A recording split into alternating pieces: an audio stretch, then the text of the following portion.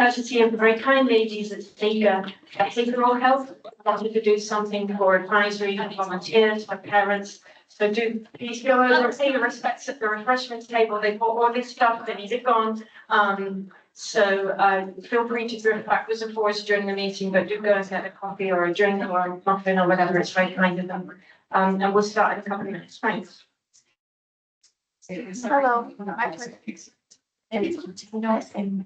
I'll sign up at the beginning, and if they're not, then this is the place to sign through because they're going to be recording it so that they're also going to have to sign too. Yeah, that's what I just explained. So in some way that we are, so if people are watching it back, they can see the okay, so makes sense. yes. So let me see. So basically I would have to stand. You think right here? Do you want to stand? You can sit if you want to sit. It's up to you. I think, yeah, they can see me, so I will have to be facing here and interpreting whatever the speaker is saying, correct? Yeah. Or speaker's going to drift around. We'll just make sure we don't walk over to you. It's kind of pretty casual. Yeah. Okay, so and then we did right here. Okay. My son also gonna go right here. Yeah. He's learning.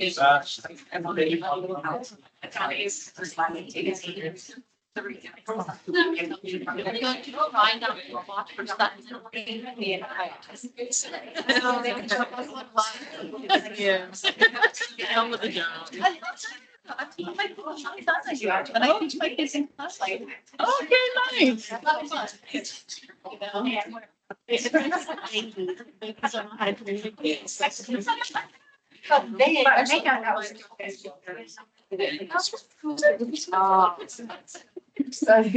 And now she loved it. And I have apps in there and she's like, I just grabbed it. Yeah. Like, ice skate, they used to do ice skating, ice skating. She's like, oh, but she actually, she's on the ice, she's in the bathroom. That's so cute. That's so sad. She's good.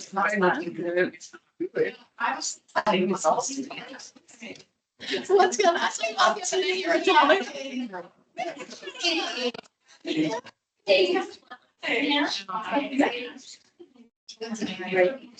So yeah. Yeah, I guess that's our definitely. That's our. Okay, folks, let's get going.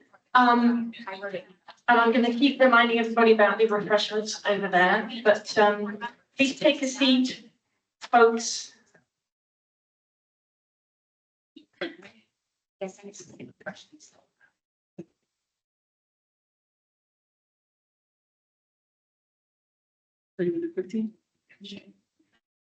we're recording already, correct, Stephanie?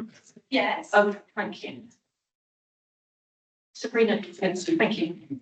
Sorry.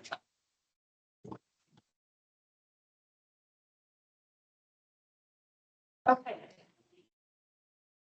So I'm going to call the meeting to order at 6:20 p.m. Good evening, everybody. I'm Jackie Loscombe. I'm the chair of ESE Advisory. I always tell everybody I have a different name on our Facebook page. I'm Jackie Goddard, I'm the same person. Thank you for coming. If you're a new face here, thank you so much. If you're an old face here, we value everybody coming along. And I am going to juggle the agenda up just a little bit to bring an item up in a little while because we've got folks that with little kiddie winks. Do sign in if you didn't already, including staff. If you don't sign in, you weren't here. And your signature kind of gets you membership after you've been to 2 meetings. So do make sure you did that. When you came in, you should have put up minutes of our last meeting. Mark, do we have a quorum yet to be able to? Mark's going to figure out if we have quorum, so we'll come back to that. If anybody is deaf or hard of hearing, we have 2 signers at the front here. They're going to be tag teaming in and out. Do come and sit within eyesight of them if you wish. to see them, and they're going to be signing to the video so folks can watch this back. And happy American Sign Language Day for yesterday, ladies. Thanks for all you do. And for anybody that doesn't know this, your kids have to do a world language at school to graduate. And ASL is a world language, if anybody is interested. There are definitely a big shortage of ASL teachers in schools. They're hard to come by, but you can do it online. My own kid is doing it, and he's had a fantastic time with Florida Virtual School. It's a really good course. So if you're booking courses for next year and your kid fancies doing ASL as world language, go and see your guidance counselor at your school, and they can help you join up to that. I'd like to make some special introductions. In no particular order, so I'm not saying anybody's more important than the other, don't fight over it, but I'm going to start with Dr. Jeff Holness here in the blue. Dr. Holness is one of our 9 elected school board members. Welcome, Dr. Holness. He's often been very receptive to ESE issues and asking questions and wanting to know more and do the right thing in the boardroom, so thank you for that. Thanks for being here. ESE staff, we have Diane Egan, she's the Executive Director of the ESE Department. Stephanie Acosta Castro, the Compliance Director. Sabrina Shai, the Compliance Curriculum Director. Kelly Fisher. Kelly, remind me your title, Assistant Director. Andrea Ciotti, Director of Specialized Instruction. We also have Dr. Ted Toomer, Central Regional Superintendent. And in pink over there, Dr. Jodie Washington, the task assigned Executive Director of Student Support Initiatives. Anybody I didn't introduce? I think I've got everybody there. I'd also like to thank Alexa, Lexi, Mark, and Jordan Jones, and all the ladies from SIGA Behavioural Health over here. They're the ones that bought the refreshments. Please, please, please. Go and help yourselves, keep drifting backwards and forwards and tank up, because they've brought that as a kind of thank you to advisory and to volunteers and a tribute to parents for all that you do. So thank you. Okay, I'm going to do a quick roll call and then we'll get down to business. So each of the school board members, like Dr. Holness, appoints an appointee to ESE advisory. They're kind of their eyes and ears in the room. And we just do a roll call to check who's here. Maura Bullman McCarthy's appointee is Maria Torrealba. Saw you somewhere, Maria, thank you.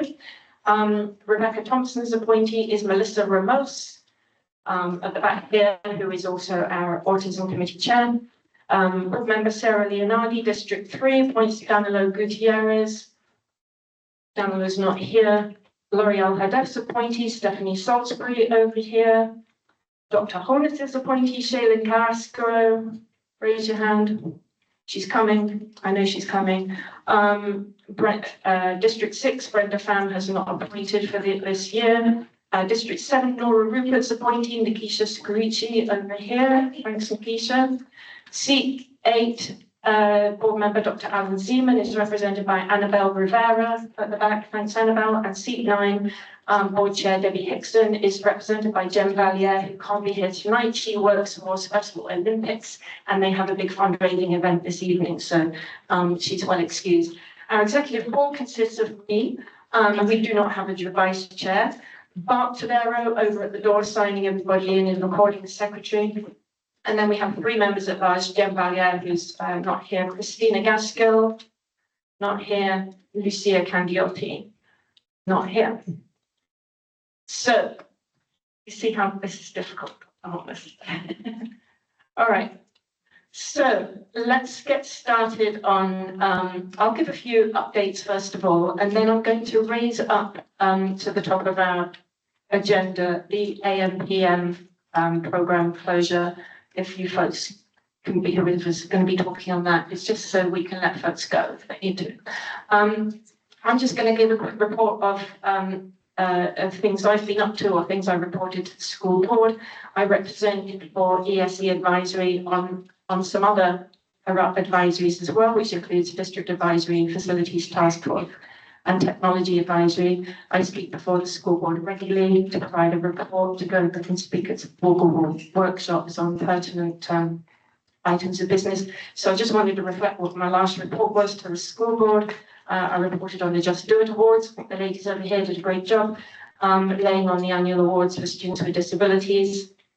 A recurring theme of the last few meetings has been trying to push for information and accountability on a parent who filed a discrimination complaint at her school against a member of staff on behalf of her son, and received in return. She filed a discrimination complaint, and in return, she was accused of that discrimination, the complaint amounting to bullying. We continue to press for answers on that. The superintendent sent me something just before I came to this meeting, but it remains unresolved, unaccounted for. I've asked to see the process by which any parent can be found guilty of being a bully by Broward schools and then sanctioned, as happened here. We remain still without that explanation. The superintendent tells me he is reviewing it.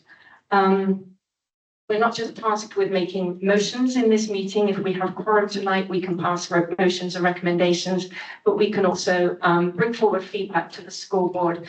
And some of the issues that I've brought forward to them include that bullying issue. Focus, SSS. Who uses the parent portal in Focus? Okay.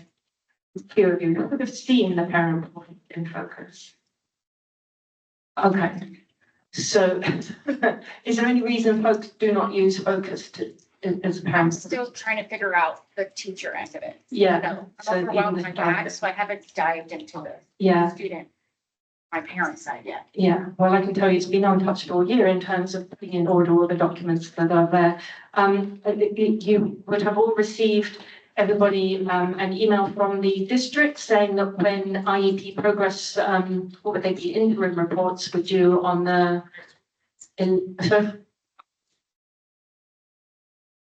yes, due on the 11th, I think, and that they would be distributed.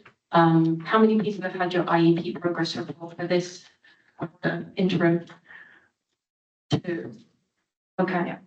I haven't had mine.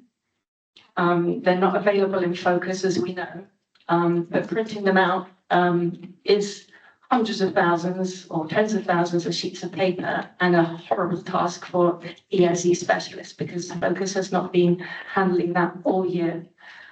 We still do not have responses to requests that we made about a year ago by recommendation asking for a gap analysis and a timeline for the development of the Focus SSS platform. I hope maybe somebody might speak to that as we're at the end of the year soon. Let me see what else. And some great news from Debbie Hickson, the board chair. She mentioned that one of the Just Do It Award winners, if anybody watched those, it was a lovely event last month, recognising students with disabilities, and one of them went on to win a Scholar Athlete Award. She mentioned that at the school board meeting. So good, let's move on to some business. That's just I'm sorry, I had some updates as well from district advisory. At the last district advisory meeting, the superintendent was a guest. He talked in particular about a number of things, but in particular about customer service. And I just wanted to read a quote from you. He pledged, for us to be held accountable to the highest degree, we have to make sure parents have access to all and any information. Transparency is our best friend. He talked about how he goes out to find out what the pain points are of students. He goes and mentors students at Parkway Middle. And he talked about for the Focus, but he's talking about the academic side of the Focus platform. He said, as we have concerns, we work on them. I'd love to see that for ESE. And he talked about customer service, the customer service initiative, which we've talked about here too, that Broward Schools is currently running, focuses on attitude, behaviour and communication by staff. And there is in every school that you go to, there should in the front office be a big, what do you call it, thingy, Zappy code, the QR code, that when you have an interaction with a member of staff, and if it's great, say so, zap the code and write them a great recommendation and let the school folks know that you've got good customer service. And if you didn't, zap the QR code and give that feedback too. News from via Technology Advisory, there is a laptop for every child next year. Dr. Holness, I think you've been a driver on that, haven't you, very much? Making sure that every child in every school, you're not sharing laptops or juggling around, kind of trying to not get the broken one. There's been a whole new contract. They are now HP rather than Lenovo, and they will be in place, I think, by the beginning of the next school year. And then just 2 more updates from Facilities Task Force. I've been trying to bring up with staff, the staff in the facilities department about playgrounds. I know in here we had some discussion probably over a year ago now about having sensory friendly and all abilities playgrounds in Broward schools. There is overhaul of playgrounds or some going on, and I wanted like Voice to be part of that. I have tried to be part of that Voice with the facilities staff, and they've just said, well, we'll keep you posted. So anyway, I did have some parents, I don't know if you're in here before, who had registered an interest in being part of any push to get sensory friendly and all abilities playgrounds in Broward schools. So I'll keep you posted on any progress we can make there. And then one more thing, just from calendar committee today. We are now, I sit on the calendar committee, and we are now tasked with, by the superintendent, with making 2 calendars back to back, so that you're not just getting this kind of drip of next year's calendar and then the one after, then the one after, but there will be 2. I know a big pain point for some people is, particularly parents, is early release days. This year, I believe we haven't had early release days, but next year we're going back to early release days unless the district strikes a new contract with the Broward Teachers Union to keep on not having those. But I have put forward, I know a number of parents' viewpoint is, what's the point of an early release day? You just drop your kid off, you barely have time to draw breath. They have their lunch at school, they come home again, and it's your problem taking a day off school, off work. So anyway, I've represented that point in there too.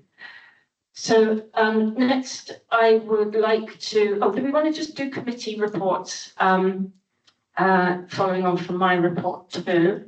Our Autism Chair, Melissa Ramos, and our Down Syndrome Committee Chair, Mark Tadaro, are here. Melissa, do you want to say a few words about ACE? Our Autism Subcommittee is called ACE, and this is our Chair, Melissa. Hi, good evening, everyone. Tomorrow we're excited to host you at Glades Middle at 10 a.m. We're going to be talking about Autism Awareness and Acceptance Month. We're also going to be preparing you and your child to transition into the next grade, plus Steve's parent trip tips. So please join us tomorrow at 10 a.m. at Glades Middle. Thank you.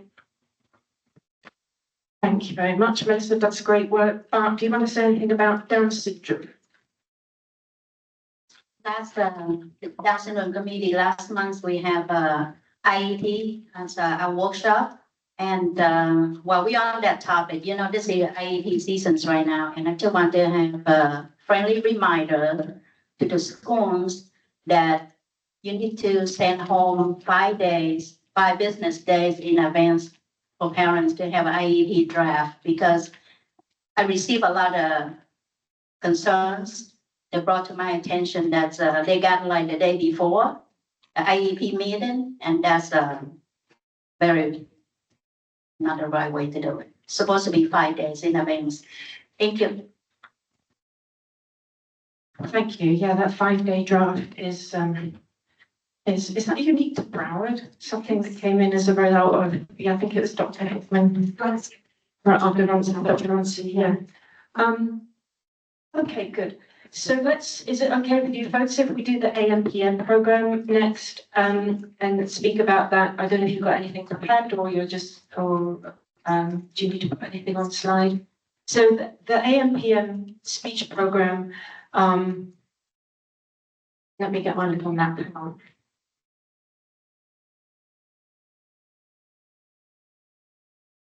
So the AMPM speech program is a special pre-K program that used to be, until last year, I don't know if you can see my little map.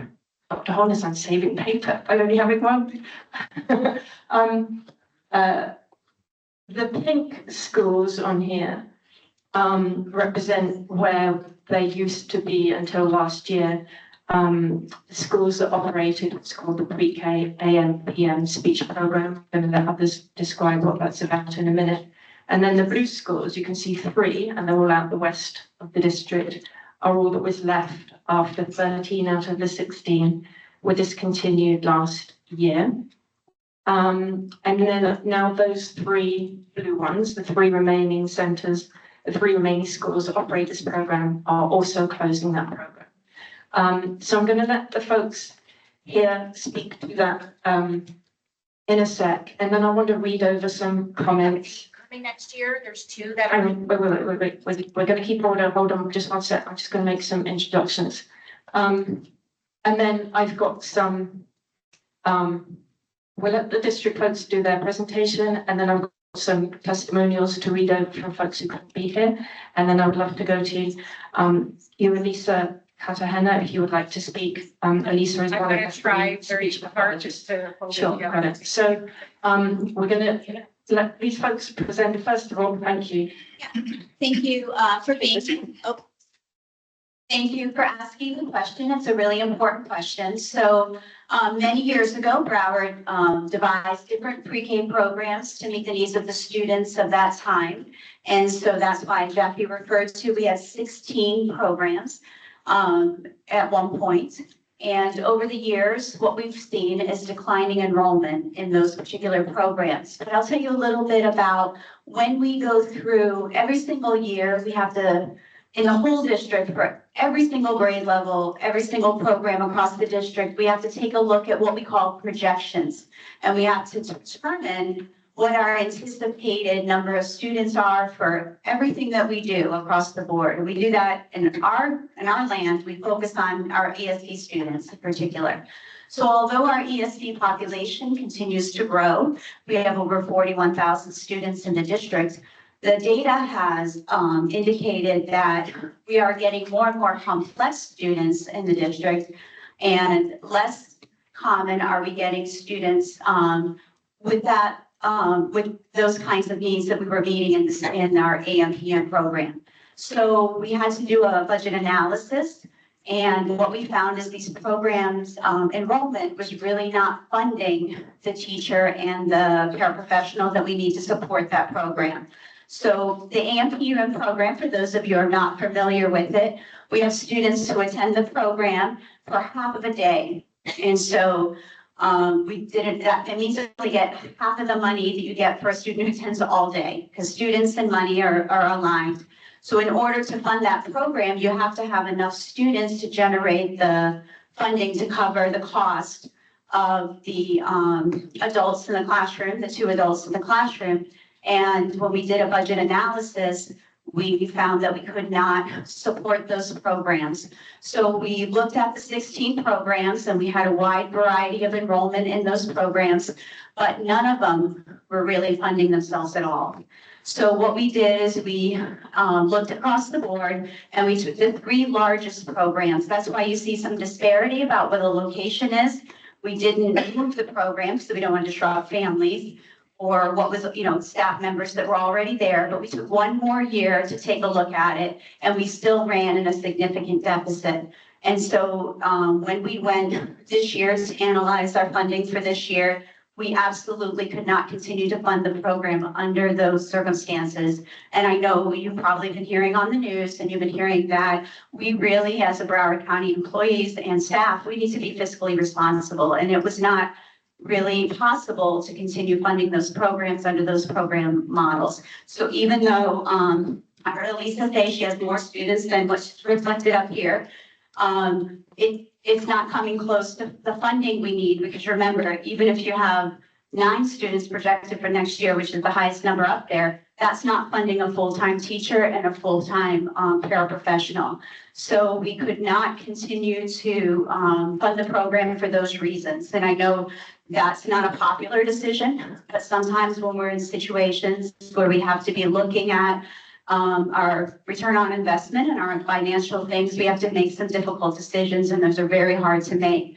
I'm going to have Andrea talk about the program in a little more detail, because Andrea supervises the speech and language pathologist to implement the program, so I'll let her talk to it from that perspective. Good evening, everyone. So with AM PM, this program has been in place for many, many years, and it actually was aligned to, when we think about alignment for our kids, we want to go back to where they're at in preschool, and then where are their needs going to be met when they matriculate. So when you think about your kiddos, if you have children that attended a preschool program in Broward County, if they were being instructed in an intensive preschool program, they may have matriculated to an autism program or an intellectual, a program for students with intellectual disabilities. Our AM/PM students, a very long time ago, 20 years ago probably, oftentimes matriculated to what we call an LLD special program or cluster we call back then. And those programs were designed for students that had both language and learning disabilities. And in about 2011, so I just want to give you a little history because it's important. In about 2011, the state said, we are not going to be offering those specific course codes any longer. And so we had to close those self-contained programs for those students with language and learning disabilities. And we closed them and we started to look at inclusive opportunities for those students. And when we did that, we also saw our students' achievement, our academic achievement. Our kids were making gains. They were in classrooms where they were being challenged by rigorous content. They had language models, same age peers, but it had really good language skills and language models for them. And we saw a lot of academic growth. So fast forward, when we look at our AM/PM numbers, we've seen them really start to decline. We contribute that to a number of things. So that everyone knows, sometimes we talk about our LEA profile in our district and some of the indicators that the state monitors us on. And one of those are our pre-K academic achievement and performance standards. And so that we struggle with meeting that goal that the state requires us to meet. So we're always looking at where are students coming in when they're evaluated in our assessment center, and how are they performing when they exit us? Are they kindergarten ready? Do they have those skills? So we're monitoring that data and looking at it and comparing ourselves and our performance to our other districts across the state, the other 66 districts. So this program model has shrunk over time. We're not meeting those standards set by the state. Also, parents are taking advantage of other opportunities. They may come and be evaluated, and we offer a free and appropriate public education based on the evaluation, but not all of our parents take advantage of what we have to offer in our public school setting. So again, that's something that is contributing to the numbers going down. So these classes historically have been taught at the preschool level by a certified SLP, a speech language pathologist. They provide all the instruction and academic skills that the students need, as well as those speech and language areas and those goals. So with that, again, Ms. Egan talked about the funding, but when we look at the program, we can start to look at other inclusive opportunities. And we're hoping that that will also, again, just like we saw in the elementary grade bands, when we had to move away from that model, that we will see the same thing. We'll see language models, same age peers with good language skills that the students can collaborate with and work with across those other pre-K environments. We're looking at collaborating with our VPK classrooms, our Head Start programs, our integrated pre-K classrooms, and making sure that our kids' needs are still met through their IEP services so that they're getting both those academic skills, but they're also getting speech and language skills.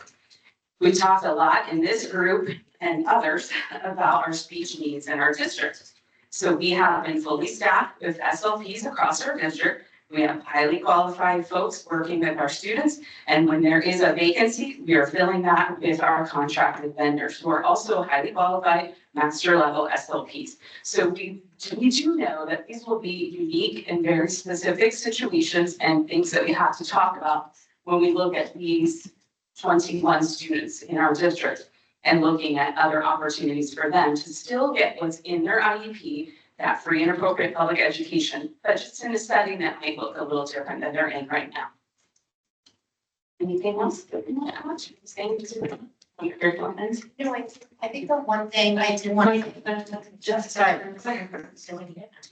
The one thing that I wanted to add also, just something that you started to say that I think I want to kind of bring around is thinking about that students that are in this program, 100% of them go to a typical kindergarten classroom. So when we talk about preparing, I know we mentioned our intensive class, We also have a specialized class. Most of those students, they have a full day class, which prepares them to then do a full day kindergarten class. So when we look at the students that are in this program, right now they only get a half day program, but they will be in a full day program next school year in a regular kindergarten class. So we want to be able to have them have that opportunity also in pre-K, where they can be in like a BPK class, which is a regular preschool class, where they're also able to get their IEP needs met. So I just wanted to add that part. And one other thing that is on this slide that I forgot to mention is that in our district BPI, we talked about that a couple of months ago where we were about to do our district BPI. And that's our 3-year plan that the state requires us to do, our best practices in inclusive education. And one of the goals that we selected as a district to really focus in on and target was one of those indicators we're not meeting right now, which is our inclusion rate for our preschool learners. So we know that we know it's hard, change is challenging, but there's really great opportunities out there for our students to be in a less restrictive environment and in a more inclusive setting, and to have a full day opportunity if that's what the parent and the student needs his or her IEP. So we are focusing on that through our BPI as well. Thank you for the explanation. What if they didn't want a full day? Maybe they're, and some are, they're by choice in a half day program. Also, could you address transportation and how many students so to say you've only got 21, so, there's only 21 kids in the program, so you have to look at the bottom line. You've had 16 schools. So can you have a little transparency over the figures from last year? How many students were moved out? Because you did actually lose some last year. Parents who pulled their kids out of Broward County Public Schools because they were told you were no longer going to be providing this. Yeah. And the bottom line, like the financials, what we're looking at. So in preschool, I always say preschool turns over every year, because if you have 100 students in a preschool program, typically half of them go to kindergarten next year, just by their turning 5. We say that every day somebody turns 3, and that's when we evaluate them, and every day somebody turns 5. So these programs, we have to enter students. So as we're evaluating them, they're entering the program. We offer a full continuum of services in the district. Some of our students, when they go through pre-K assessment, they really only need a few sessions of speech or language therapy. So they may be offered a walk-in speech program at their local homeschool. So they may get 2 sessions a week of 30 minutes of speech, and their parents or someone brings them to the school, reserves them, and they go on to wherever, go home, they're cared for by a grandparent, or they go to a private daycare or preschool learning environment. So that's an option if that's what the student needs. These are all very individual decisions, and it's all based on who that student is, what the evaluation results show, and what the student really needs to access their environment. So there's a walk-in speech option if that's what the student needs. There's a half-day program. We have our BPK. Some of our BPKs are full day, some are half. It depends on what the student needs. Of course, any student that through their IEP process needs transportation to access that school building, they will get transportation as a related service, because that's covered. Transportation is covered as a related service for students. Every time you go and have an IEP written for your child, in those special considerations, we always address transportation, so that would address that. And then we have our full day ESE programs, where all the students have IEPs. That's our specialized program, and often there are more students. There's a higher student to adult ratio in those programs because students have less severe or significant needs. And then our intensive programs, those ratios are quite small. What else, Jackie, anything that I missed on the Cost, money, what are you looking at? What are you saving and what did you save last year? Well, last year there were 16 programs, so 16 teachers and providers, and then the paraprofessional in the classrooms. So if you're not, meeting that threshold to generate a teacher, I compare it to class size, just like a gen ed 2nd grade classroom. If you don't have 18 students to meet that threshold, then you probably aren't going to be able to fund that class. So it's really based on that. So this year we were able to fund 3 programs, 3 classrooms, 3 teachers, and 3 paraprofessionals. But like I said, remember, these students only come half day, so maybe 4 come in the morning, 4 come in the afternoon, and then next year, there's an influx of kids that are going to kindergarten because somebody's turning 5 every day. So many of this, there are students sitting in these programs right now that are already 5, so they're going to kindergarten. So next year, when we look at that, we only have 6, and 9 that are even going to be remaining in the program. So that's not enough to have in there, and remember, it's half day. So they pick, am I going in the morning or am I going in the afternoon block? And each of those blocks could, house 18 students. So can you give us the cost? Cost The financial teacher, bottom line, you're saying is driving it, so can you give us some figures? approximately 120,000 per classroom, more probably, 130 approximately. I don't have the numbers right in front of me, we're gonna have to check on those. To get the numbers, I'm sorry. It's specific. But, those 3 classes were not really funding themselves. I'm sorry, my sweet little niece. Those 3 classes that we have open this year, we did to try to see if, if it would continue to grow or not. And the truth is, those 3 classes did not fund themselves this year. So to open 3 classes and to fund a speech therapist and a teacher was a loss on every single program. So we were, kind of pushing the limit and putting the program out there. And we did get approval to do that from the budget office. But we can't continue to fund programs that do not have enough students to generate the coverage of funds. So I'll just take. I've given my mic away, thank you. So you press that and it goes blue. I just want to introduce Elisa Cartagena is one of the SLPs that runs one of the programs. She runs it at Discovery. I want to read some testimonials after she's spoken. And before we get to her, if you could just address, if you closed a bunch of programs, of course you're going to have less kids. If you've got in mind that you're probably going to test the water and see, like, can we close all of them because we need to financially? How many kids have you even been referring to that program? How many parents even knew it existed? But those that found it have found it invaluable. So there's kind of a counter argument, which is, well, of course, if you close down a bunch, of course you've got less kids. And of course, if you're not promoting it and people don't even know you've got it, you're channeling the kids elsewhere. It's just transportation that it comes to. Yeah, so I'm going to hand over to Elisa. Thank you.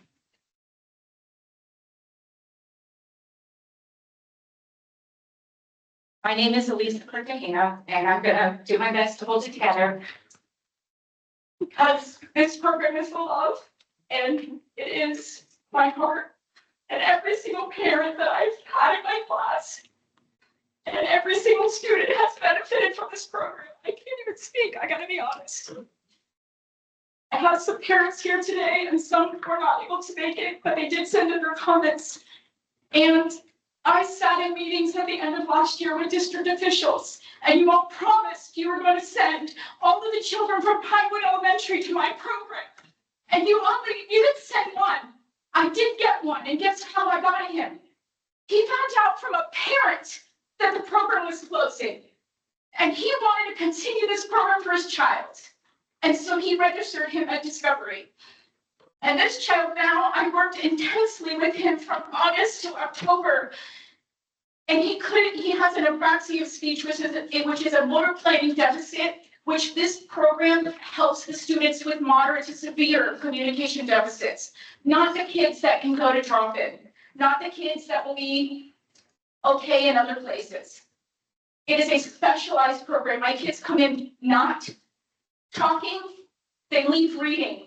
These kids are at risk for reading disorders, dyslexia, and I have students move on. Look at my data. Please go and look at my data. My students move on. I have a little boy that is in 2nd grade at Central Park. He's in the top of his class. He was nonverbal when he got to me. He has a chance, and that should be enough to give every child a chance. I asked you, Dr. Bloom, this last year. I sent you an email to all the board members. I said, please, before you close this program, please come and visit. You didn't come. I begged you, come and see how valuable this program is. You didn't make it. And I have put my heart and my love into this program because I love the students in Broward schools. And I can leave Broward schools and I can go make more money somewhere else. But I truly believe in public education, and every child should have a voice and every child should have a chance. But when I bring that to the district and I said that in these meetings this past week, do you know what I was told? I was told, well, they can just go on a device to speak. That's what I was told. And when I looked back at them and I said, are you really saying this to me? I can't fathom this. And I said, you know, I became a speech pathologist because my daughter was told she was gonna need a device. And I was a fifth grade teacher for Broward Schools. I went through a sabbatical program. I became an SLP. I do this with all of my heart and my love. And to hear that, I was devastated. And you know what my response was? My daughter didn't have that service, but she is a product of Broward Schools. She's 25 now, and she's getting her master's degree, and she's going to be an academic advisor at Broward College. So she's doing fantastic. She's verbal with my hard work and all the therapists in Broward Schools and all my private therapy. But Broward didn't provide me enough. I had to refinance my house twice over. My husband is here to afford her therapies. And when I said that in the meeting, do you know what the response was? Well, maybe more parents need to step up and refinance their house as well. Wow. I'm disgusted and I'm disappointed in this district. I'm so disheartened. I'm ready to go to another one. Here's one of my boys. There are people too. And two of my parents couldn't make it because my school at Discovery insists that 3-year-olds are in the morning and 4-year-olds are in the afternoon. But she had one of her babies in the afternoon and she couldn't drive back and forth twice. And they even provided transportation. I said, oh, to the district, so you're going to provide transportation anywhere if these kids want to come? Absolutely, Ms. Cartagena. And then when the school year started, there was no transportation in effect. Parents couldn't get there. This is not right, what you guys are doing. You can't say it's not wanted or it's not successful when you guys are sabotaging it. It's a wonderful program with so many successes. I cannot speak enough on it. I have parents here. I have a few more points. I have suggested to the district, if you only have a half day, our SLPs are overwhelmed at each site. They're overwhelmed with our caseloads. We're overwhelmed with the evaluations. I step up and I help. Why not have me not interrupt these students' IEPs and continue their IEPs for these students? Do what's right by them. Why are we going to change their IEPs? Why don't you pay me 50% of my time to teach my 8 students and send me more? I'd be happy to have more. When I started the program, I had about 16 in the morning and 16 in the afternoon. I don't mind. I told them, make it a full day. I don't mind. I love my students. It doesn't matter. You want me there a whole day? I understand continuous services, so you can't really do that because every parent's gonna want the full day program with an SLP. Why not? I get it.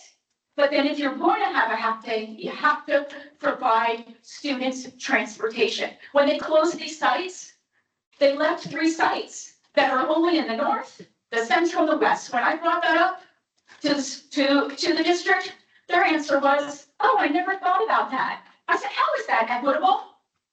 And their response was, I didn't think about that. You guys say that you're equitable. That's what I was proud of to work for you guys. I'm not anymore. I'm so upset and so broken. I go to work every day crying.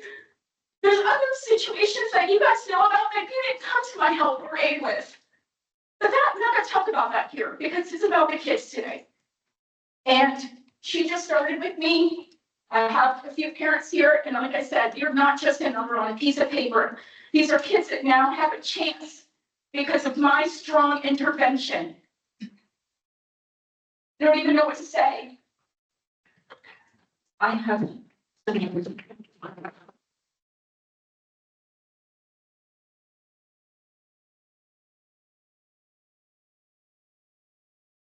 Parents wanted to add to that, you would greatly appreciate Is it. anybody in the room that wants to speak? I'm going to read as we go. So I've got various folks that couldn't be here and they wanted me to read stuff down.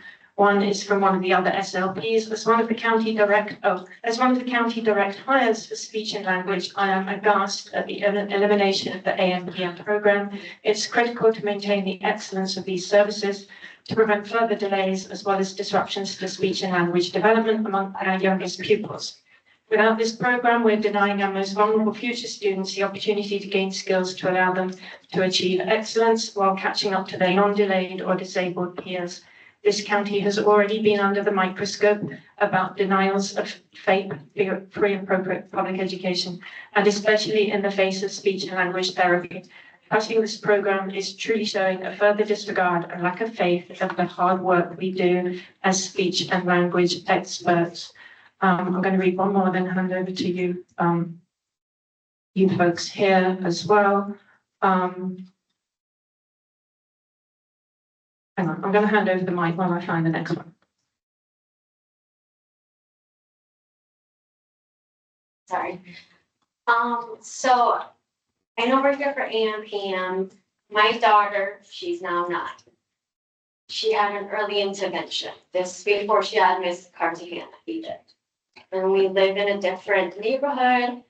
She was not verbal. She stuttered. She only did sign language. She refused to talk. With an ESC help program, even though it was during the pandemic, we would stop, take her, bring her back home, did more, do whatever we could, and provide a covered school. She's now in a gifted class. She's an A honor roll student. She's performing at a 95 percentile. So if you're telling me that this program doesn't work, I'm sorry. I have my daughter data to back that up. I have other kids who is in the same program can also back that up. Now, I don't know other parents or what information was given. I had to do lots of research in order to get my son to where he is.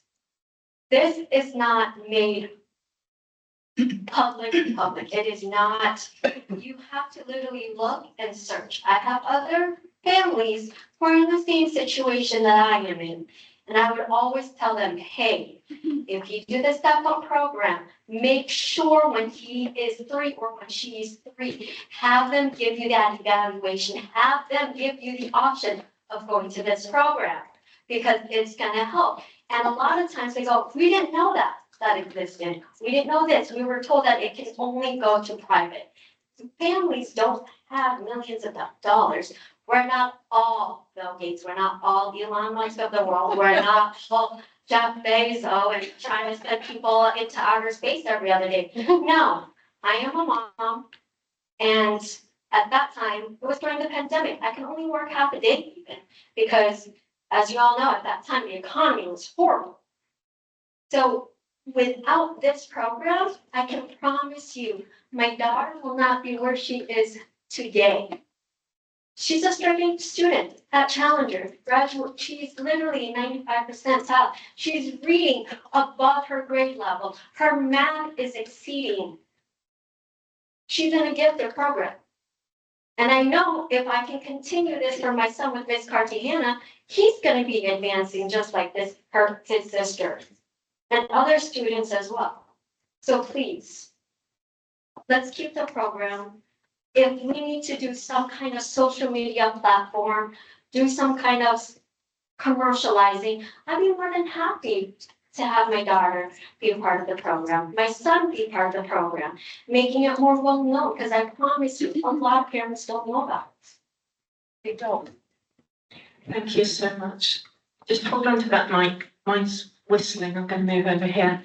I just want to keep reading because I did promise people I would read out the. Okay, cool. Thank you. There's another one. I'm a parent at the AMPM program and a true believer and have seen what early intervention does for the program changing my little one's life, being able to communicate better. It upsets me that we're waiting for an imposed IEP meeting to get answers about next year for my kid. It's appalling, especially not getting more info than the program is closing. She's referring to the fact they've been told the program's closing, but now have been set meetings, in some cases, several weeks away until they get to put more information and, name of another school, what even happens. She says, I am already working on this step-up scholarship that will end up with more empty desks for Broward County Public Schools. this is a nice one. Let me read you this. I read that the district, am I in the way? Okay. I read that the district is proposing closing the AM/PM program. I just want to share the success that it provided my own child. My son attended AM/PM at Tedder Elementary because he was not speaking the same as his peers at the age of 3. However, cognitively, he was fine. As a result of that early intervention program, he received the top FAST scores in his elementary school, which led to him being placed in the GEM program, and then led him to pursuing his Cambridge program and taking out courses including AP Calculus. Had it not been for that program, he never would have achieved that success. The AM/PM program serves a unique population of students who with early intervention can achieve great things. Because of that, he completed his associate's degree in semester on the Dean's List and is now attending the Fire Academy. Let me see, I've got a ton of these, and I want to be able to represent for folks that couldn't be here, so please bear with me.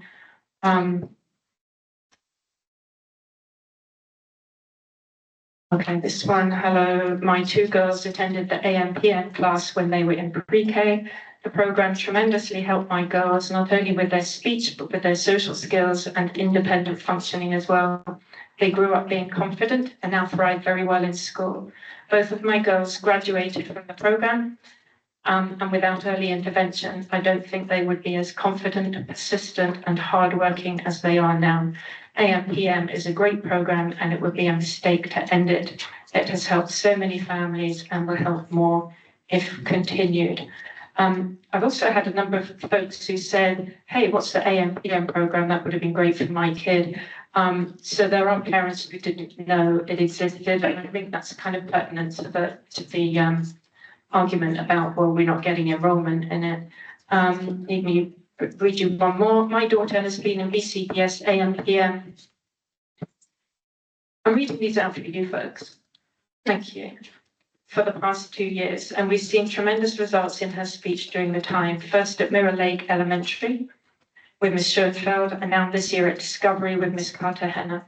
We've seen my daughter take amazing strides in the pronunciation of many letters and sounds. When she first started the program, she couldn't be understood by anybody outside of her immediate family, and even as family members, it was challenging. She was often forced to act things out to try to get her message across, and that became very frustrating.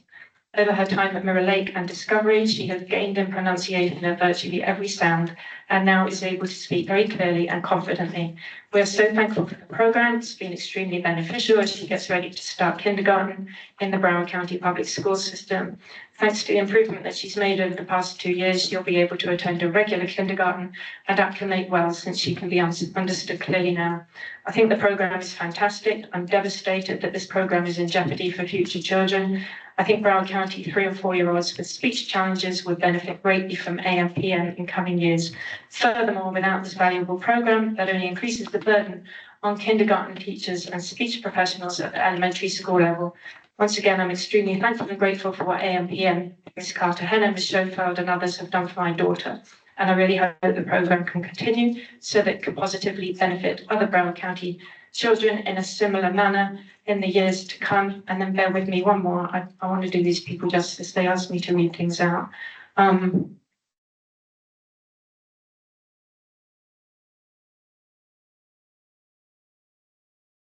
No, I don't want to waste time trying to find it now. All right. Has anybody in the room got anything else they wanted to say? Can I speak to them? Sure. So it's so great to hear the success of the students who have come through our pre-K programs. You know, last year we assessed over 3,100 3 and 4-year-olds, and we have a very large pre-K program in Broward County, and we're very proud of that. We get kids in as fast as we can. We have one of the largest pre-K assessment teams, which leads to that pre-K intervention plan that we have. So up until now, we have to look every single year to determine what the needs of the students are and what the programs that they can generate funding for. So I know that's a really hard thing to hear. And I know you as families, Ms. Cartagena is one of our service providers of this program. It is tough.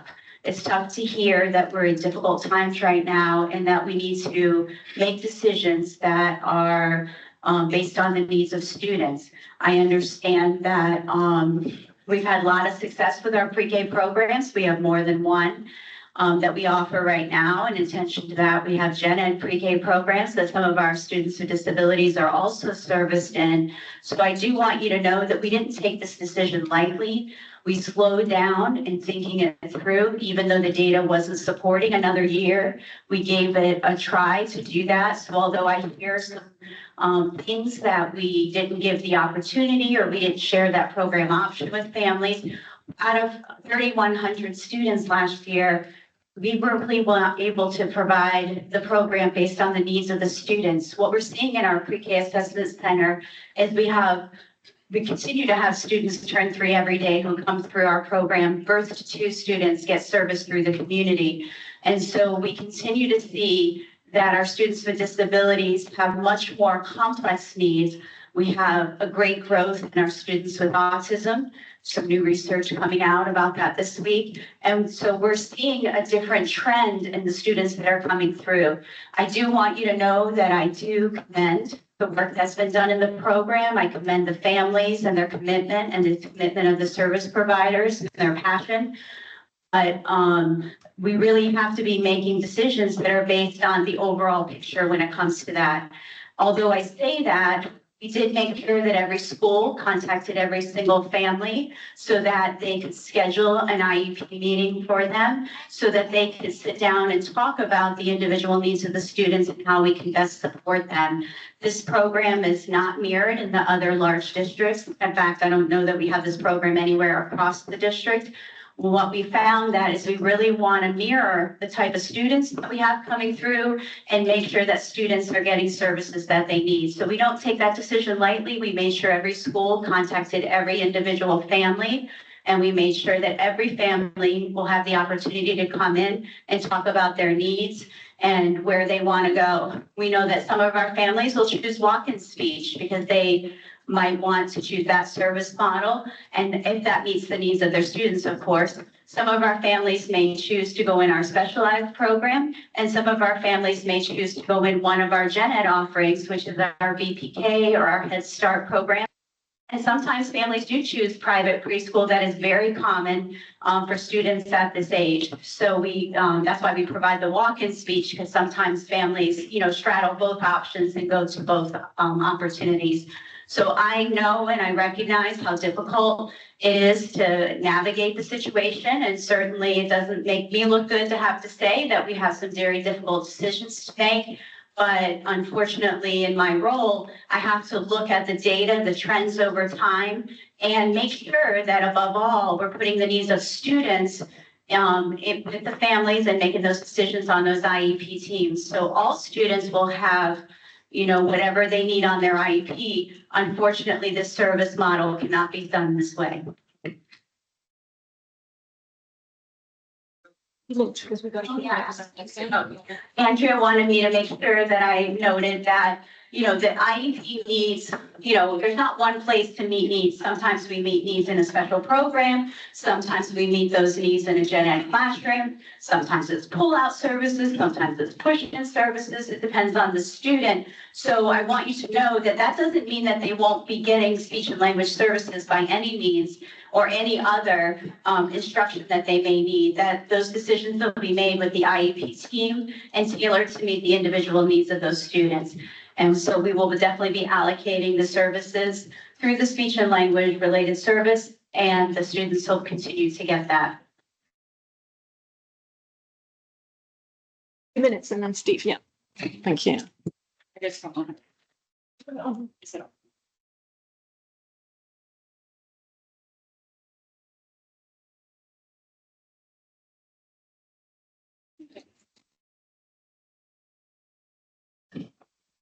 A few things I wanted to just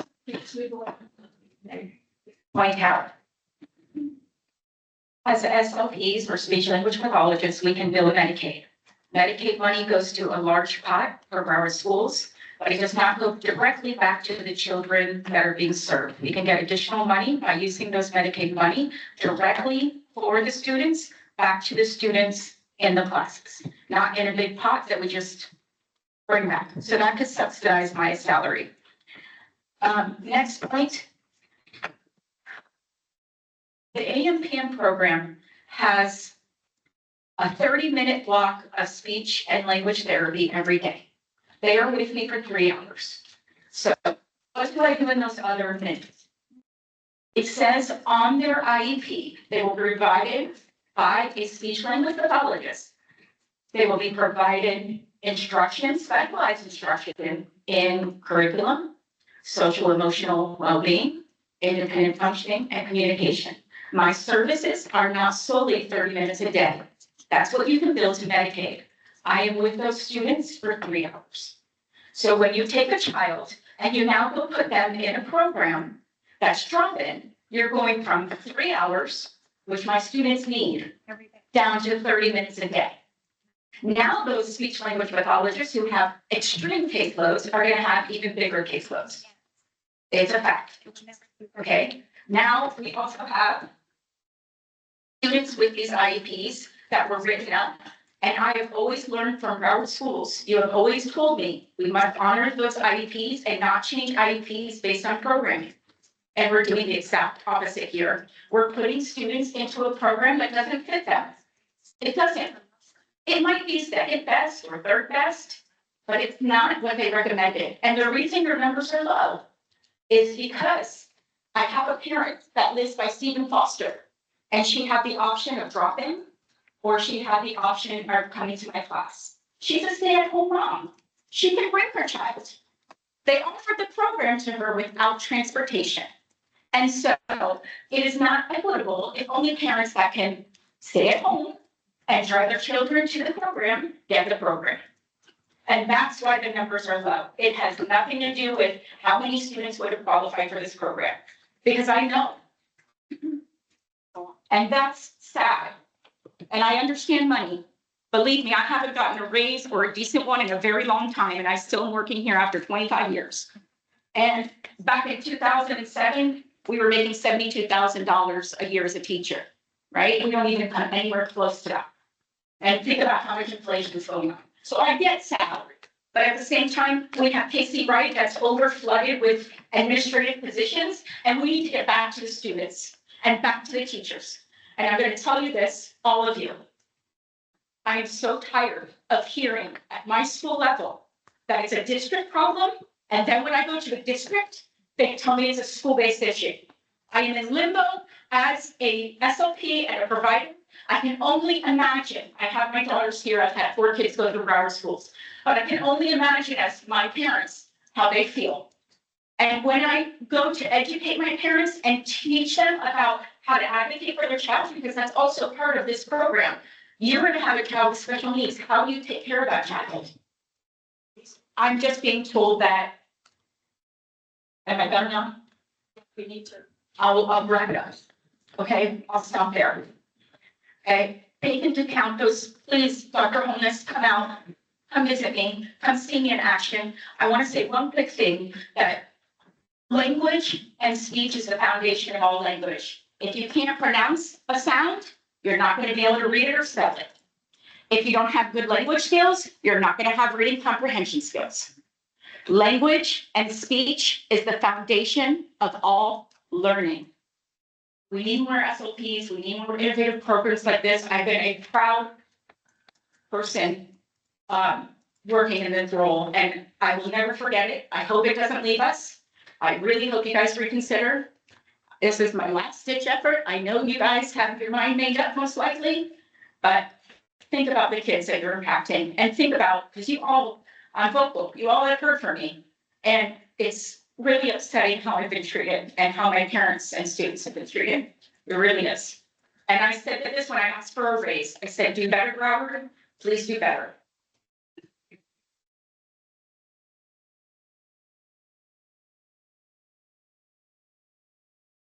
There's a federal program designed to provide funds that may be used to pay excess costs of special education and related services for students with disabilities. It's intended to supplement state, local, and other federal funds. Common uses are funding personnel providing direct services to students with disabilities. This district rolled over $10.9 million of these funds last year. This program sounds exactly like what IDEA funds could be used to spend, could be used to fund. Is that the case, and why didn't we do that?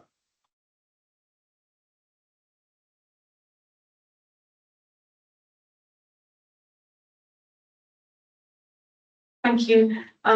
We do have quorum, so if anybody wanted to make a motion, if you are a voting member, you will know it because you've got a yellow card by your face. If not, I do. Would like to speak?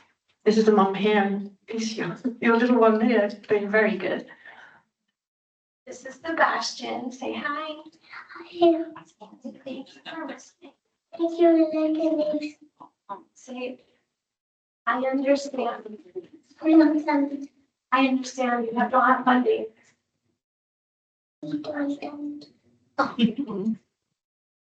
I hear you. This is my second son. I have a daughter. I don't have the funding for that. I know from what I'm hearing is that the school board doesn't have funding for that. How can we help you? Because for example, when we noticed Sebastian wasn't speaking like Penelope at a million miles a minute, we went to our doctor. Our doctor recommended us for speech, which we were given 30 minutes a week. 30 minutes a week. We thought that was, wow, that's a lot because we saw some progress. Now, I told another SLP and she said, why don't you try Child Find? I did not realize, what I was missing. So as soon as I could, that's what we did. We did it in April or May. And then in November is when we actually got started at Gator Run.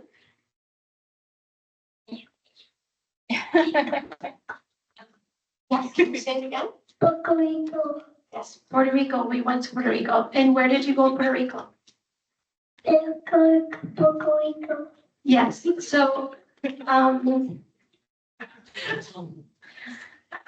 okay, so we taught Child Find in May, and in November is when we were able to start the program.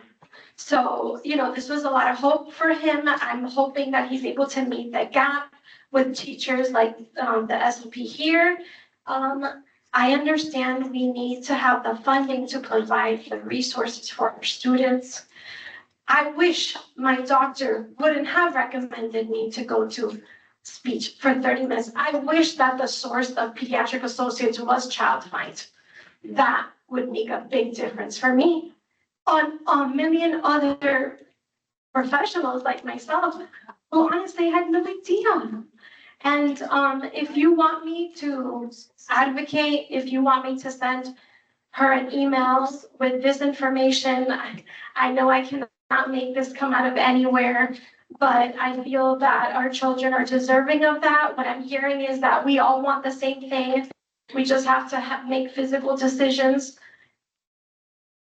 I don't know. I had to release my son to be on a bus at 3 years old to be able to make it to this program in a school that is not in my, direct neighborhood.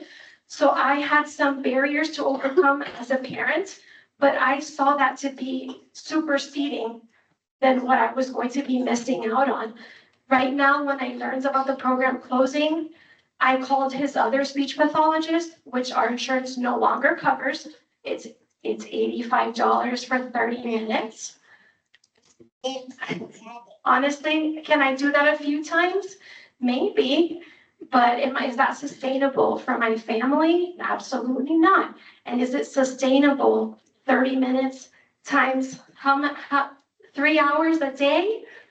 I understand I have a funding too issue now, so I'm wondering if we could advocate to our physicians who are seeing our students who need this to have Child Find as the main source or the first source, I don't know. Well, actually, we highly recommend that. We do promote Child Find. It's a, you know, it's the program. We provide services to students with disabilities. I'm sorry. I'm gonna let Andrea talk about speech specifically, but so you know, your pediatricians are educated on promoting Child Find. We provide services from birth to age 22 for students with disabilities. As I mentioned before, our birth 3 piece comes through Children's Diagnostic and Treatment Center, and then as they turn 3, they come into the school board. But I'm gonna have, you mentioned some speech concerns, and I think it's really important that you hear from Andrea, so she facilitates that. I hear you and I understand he will be getting speech, but speech for 3 hours a day is not doable, I don't believe. So that's all, that's why I'm here. Yeah, I think that's where I wanted to, I didn't know where to interject. I was trying, I wanted to be able to hear and listen and take notes as well. I want to just first say, I really appreciate you, Elisa. I appreciate your passion. I appreciate you, just what you bring to the table as far as your skill set, your expertise in speech and language, and as well as how it shows up in your reading process. That resonated very well with me. But I also respect and appreciate the other 397.25 SLPs across Broward County Public Schools that have the exact same expertise of Ms. Cartagena. So I appreciate you sharing and advocating for speech and language and early intervention, but I want to make sure that everyone here and anyone listening knows that when we come to a table, not we, I'm not on your IEP team, but your IEP team comes together to include a psychologist, a speech language pathologist, maybe some occupational therapists, whoever is at that committee, and they present on results of evaluation results. We want to make sure that that team is proposing what a free and appropriate public education looks like. What we're talking about tonight is not changing services, and I can relate as a parent, there's a big difference in a medical model and an educational model. So I don't want anybody to go out of here thinking that I have to go pay $85 for a half an hour to get speech. No, you are going to get your speech and language, whatever your child needs and whatever's outlined in their IEP. It just may be in a different classroom. And there will be a teacher in that classroom. There will be same age peers that are language models, and there will be SLPs on that campus. My team knows I'm very serious about every one of these numbers. I get a little bit sometimes too much in the data. But we are committed to making sure that if there needs to be additional SLPs on that campus to provide the level of service that a child is going to need, we are committed to that. And we have the access to the providers to do that. So I want to make sure that no one leaves here thinking my kid is only going to get 30 minutes a day or a walk-in speech. I just want to make sure that everybody knows that. Thank you for that clarification. Just one more thing. So is there anything we can do to advocate for, if it's not this year, maybe next year? I don't know. Hello, good evening, everyone. My name is Karina. I have a child with a very complex medical condition. And aside from him being blind, he's also nonverbal and also not aberrant. So right now, he's gonna be about turning 5 next month. So we already in the process of doing after this is gonna be his third evaluation with IEP. When we did his first IEP when he turned 3, I never knew about this program. So this program is not offered to everybody, which I believe it should be offered to everyone. So my baby, he should be getting twice therapies on the school. The one that's provided by the school district and also the private one, which also is getting billed by the school. But it's been months since his school, since he hasn't had an SLP. So you're telling me that you're gonna have enough SLP on the field.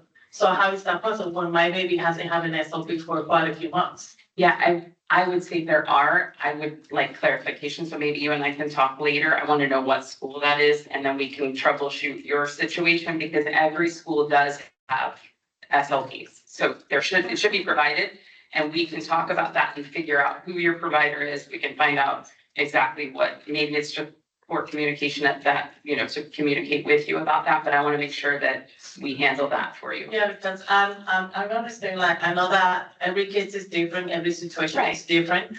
Right. But like, sometimes they have information to me, to get a like communication device. A communication device will not work for him because he's blind. He's not gonna be able to see any images. And I wanna go to the I bathroom. can help you with that as well, because I have all the VI programs in my department as well, so we can Okay, chat. thank you. Yeah, thanks for bringing that up. Thank you. I'm going to need to limit this because we've been going at it for an hour. And as ever, our time is finite. I think one of the points being made was that she didn't even know that there was such a program, whether or not her child was suited to the AMCM program. Various questions about, well, if you kind of know that you're reining it in and that it might be up on the chopping block, are you really channeling kids into it, or are you deliberately, strangling that pipe? No, I'm not asking, I'm just trying to accentuate a point that people are making, which is, I think, a fair enough one to ask, or to make. Annabelle. I would like to speak as a parent of a child who is 14 years old. And I admire everybody that is here today. I've been coming to these meetings for almost 3 years now. I moved to Broward County from Dade, and I was a former advocate. So I would like to give you all a suggestion as parents, because things change and things have an evolution. I come from corporate America. Things change from time to time for different reasons. As proud as you are as an SLP, I am a proud parent. I didn't depend on a district, neither in Dade County or here. I use them as a support system. And I just want to suggest to all of you who are starting or in whatever stage you are at, you got to work together with what you have on hand as best as you can and use other resources as well, because it is our responsibility as a parent. I feel my son is where he is right now, not because he had your program. He had other programs maybe in Dade County, but I had to work a lot with my son. And it is also that part of the responsibility that we need to try to collaborate with resources that we have in hand. And we have a situation that we are all aware in the district that we are trying to see where we move forward. So I just want to give you that as a suggestion, as a parent from the bottom of my heart, very sincerely, to try to move forward as best as you can with what you have and collaborate with what we can. But it's up to us too. We cannot depend only upon one resource. Thank you, Jack. Thank you. One person did actually send me a comment, and it says that they had read somewhere that the superintendent got a $100,000 pay raise yesterday. And knock a few zeros off, it was 10. And there was, if you watch the debate around it, the discussion around it, you can do that. It's on video, but I just wanted to correct that notion. Okay, thank you. That's lots of talk. Did anybody want to make a motion, as we have quorum here? If not, I'm going to. So, Christina, could I ask you to just take, as I'm chair, I can't also chair a meeting and make a proposal. So, we are tasked with, we are kind of the voice for the ESC community, right? And I hear everybody's points. I take Annabelle's point. I don't think it's anybody's being non-collaborative by being upset that their kids' program is about to end. Equally, I absolutely, there are budgetary issues and there are various reasons put forth over here. But I have one question, and then I'd just like to make a motion. At what point was the superintendent involved in the discussion around closing this, or was he? And was the school board were school board members made aware? I think you've got a mic over there still, right?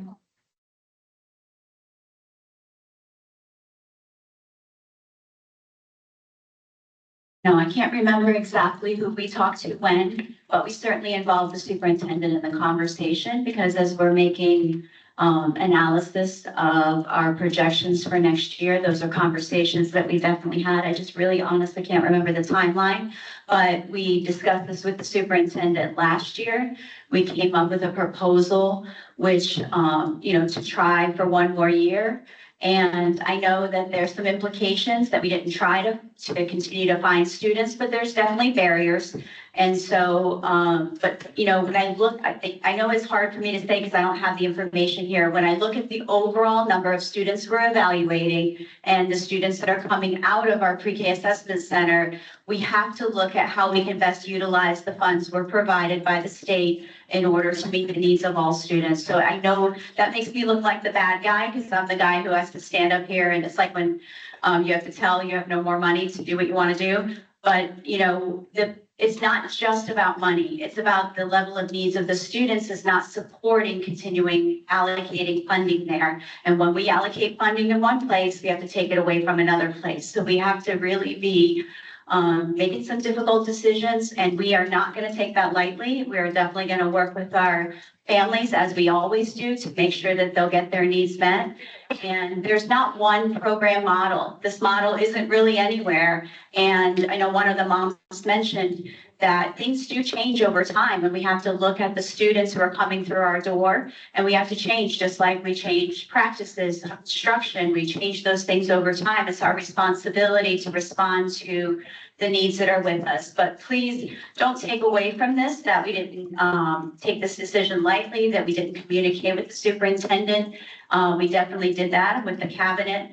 And we also looked at the data and presented that data. But we have to make sure that we're still putting kids first and foremost. We don't take that decision lightly. We always offer the opportunity for you to communicate. If any of our families want to talk about their individual situation, we do have our scan little barcode on there at each table, and that goes to our office. Or you can call our office directly and we'll be happy to talk about your individual situations. We value you as family and community members, and we want to make sure we give you that personalized attention for your student, because we never want to talk about individual student situations in a public setting.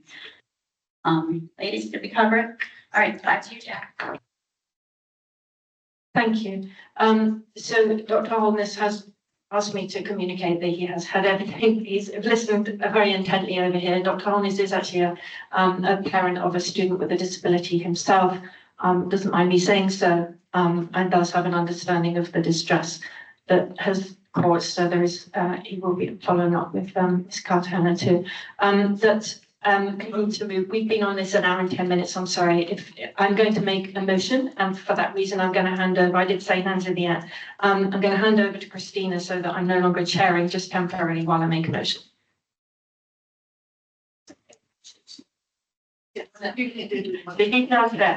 I would like to reflect the views of those who couldn't be here, of those who have spoken but aren't members.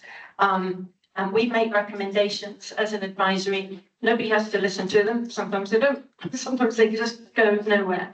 But I think we're here to be a voice for the community. So I'd like to make a motion. We recommend that the superintendent and school board review the closure of the AM/PM program, provide a financial breakdown of the justification for its closure versus its benefits to students, and conduct an assessment of its potential for growth if supported by comprehensive awareness of its existence. I'd also like to ask that for all those students who are being displaced, that they all have a guarantee of transportation to wherever they're ending up. It's April and some of them just still don't even know. So I think that would be nice. That's my motion. If anybody would like to second it, that would be awesome. Danilo at the back, thank you. And actually Danilo Gutierrez is now here. We said earlier he wasn't. He's Sarah Leonardi's appointee to advisory. Sorry, I'll hand over. Is there any discussion to the vote to Jackie's motion or the way that it's written? Anything to be added? Yeah. Yes, sir. How about replacing that one with a new speech program? We're gonna take one out, put one in. So replacing what is existing to a new program? Yeah, if we're gonna end that program, why not add a new one, a different one? You can make an amendment to the motion, but I don't want to accept that motion. But with respect, you're able to make another one if you've got some more specific. information on what. Don't roll your eyes, I'm giving you an opportunity to make a motion. If you're a member, I'd be happy to, but I'm not quite clear on what you're specifying. And I want to be specific to the district. We're trying to hear on behalf of the parents who want this program saved, make a motion to ask for that to be the subject to review. If you want to make a motion, by all means, or if you have some specific further idea, feel free to make one. Yes, if, I motion. Okay. let's close this motion. We'll take a vote on Jackie's motion. Is there any other discussion, additions to the existing motion? Okay, all of those with the card, Bach, if you want to count. All of those in favor of Jackie's motion?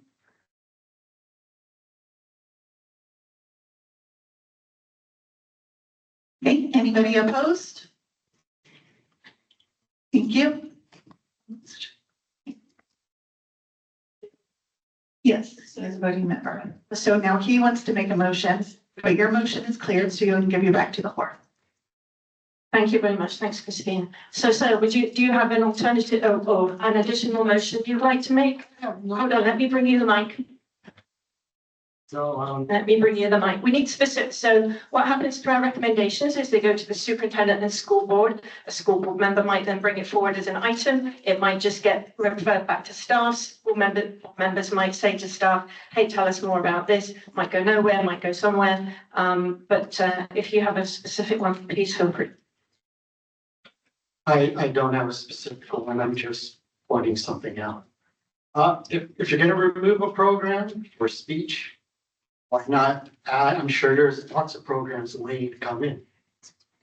If it's money, you can take it from other portions than kids with special needs. I don't know how to do the motion. That's okay, then I'll help you. What I can do is reflect that when I email our motion to the board, and there's a process for doing that. I can add in that context. I can add exactly what you said to please look at, what alternatives might be to an absolute outright closure. And I'll reflect that and make that public. Okay, we're good. We're going to move on to the next thing, if you don't mind. We're slow running late. Ask each one. Sure. So I just want to make clear that it's, just because this particular model of services is not going to be continued as a result of the data that we have to support it, we are going to be meeting students' speech and language needs. That goes without saying. That's not optional. That will always happen. And we'll make sure that, when the IEP teams meet, they talk about the level of service. So that's the free and appropriate education that Andrea was talking about. Andrea allocates speech therapists based on the needs of each individual school. So that's not going away and will never go away. That's important to a part-related service that's provided at our school. So I just want to make sure Dr. Holness asked me to clarify that, so we would know that that's not what's going to happen. Got it. So maybe that's what you were getting at, like don't take something away and not give, they will still get some speech services, but they will not get them as they are currently, and they are all being kind of forced to an IEP meeting, and you might think forced is a strong term, but they are. They're not necessarily due an IEP review, but they're all being told, right, you have to come to an IEP meeting now because we're closing this program and we need to change the IEP. But in terms of speech services, they will still get them. But I will reflect your point, so thank you for making it. Okay, we're going to move on quickly. Thank you, everybody, for that. If you had little ones that you dragged out tonight, I so appreciate you coming. Thank you. So let's move on up quickly as well to the other big deal that I know people are here for, is, well, you're here for everything, hopefully, but I'm just going to give a plug to the refreshment stand over there. Do come and go and make sure that you are tanked up. Jodie Washington, I'm going to introduce next. Dr. Jodie Washington, she's Executive Director of Student Support.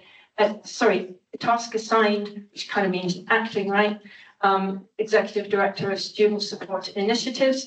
So some of you will know or recall from previous meetings or have heard about an issue that started coming across my radar in February. In fact, I mentioned it in a meeting with the superintendent on February the 18th and said, hey, can you look into this? I'm hearing word that some students who are medically fragile and have a one-on-one nurse have had their nurses taken away. They had IEP meetings called on them. There were strangers in the IEP meeting from the nursing division, from the Coordinated Student Health Services Department. People had no idea what was going on, and they were just told in the IEP meetings, we're taking your nurse away, or if they had a Medicaid-funded nurse, they could no longer come into school with the child. It was very distressing for a lot of people. I read out at our last meeting, to save time, I won't do it again now, but testimonial from a parent that included a parent of a student who just had incredibly profound and complex disabilities. One of the parents came with her child at our last meeting actually and spoke. She can't be here tonight. She's in hospital with her child actually. But these are our most vulnerable and fragile students who, one of whom was left home for 5-6 weeks. I don't even know if she's back now because their one-on-one nurse was taken away. That's kind of their lifeline in school. So Dr. Washington, fast forward to now, Dr. Washington has been conducted a review. She's going to fill in all the stuff in between about how the heck this happened. I am very sorry and actually a little irritated that Heather Catcher, the Director of Coordinated Student Health Services, declined to come to our March meeting and isn't able to come to this meeting either. To be fair to her, it is her children's spring break this week. But I do think there is a lot of accountability to be shown, and Dr. Washington's going to talk us through what's been going on. Thank you. And sorry, we're going to let you speak first and then take questions after. Keep your finger on it till it goes blue. Take this one. Hi, good evening, everyone, and thank you for welcoming me here. I just wanted to take a minute to introduce myself. I think it's important for you to know who's in front of you. So I am Jody Washington. I have been with Broward County Public Schools. This is my 23rd year that I'll be finishing. I started off as a middle school teacher. From there, I became a literacy coach, which is a teacher leader. I was responsible for helping with the professional learning of teachers. I did that for 7 years before I became an elementary school assistant principal, and then an elementary school principal before I moved on to the district level where I focused on teacher development. Before I moved into being the director of the Equity, Diversity, and School Climate Department. And from there, I have since August, late August, been the task assigned Executive Director of Student Services Initiatives. And in my role as the task assigned Executive Director, I oversee 5 district departments. One of them is school counseling. One of them is student services, which is the school social workers. Also the mental health services department, coordinated student health services, the nursing team, as well as my department that I am still currently the director of, which is the school climate discipline area of the district. So I am a mother. I do have a special needs child. I have a child that is hard of hearing and did receive services through the district. So I have been through the processes that you all have been through. So I've had that experience both in my time when I was the principal. I was the principal of Westwood Heights Elementary, which had one of the largest special programs for students with intellectual disabilities. Absolutely my favorite classrooms to go to every single day. So I'm very familiar with the needs of students who have profound medical challenges that they come to school with every day, and acutely aware of how the services, the related services that we provide to them, help them access their education. So I wanted to share all that information with you. I'm not a nurse, and don't interpret medical orders. But I do have both personal and professional experience that I think can help aid in this conversation. And as far as Heather not being here, I am her direct supervisor. So anything I'm speaking on behalf of that department as her supervisor. So I'll share anything.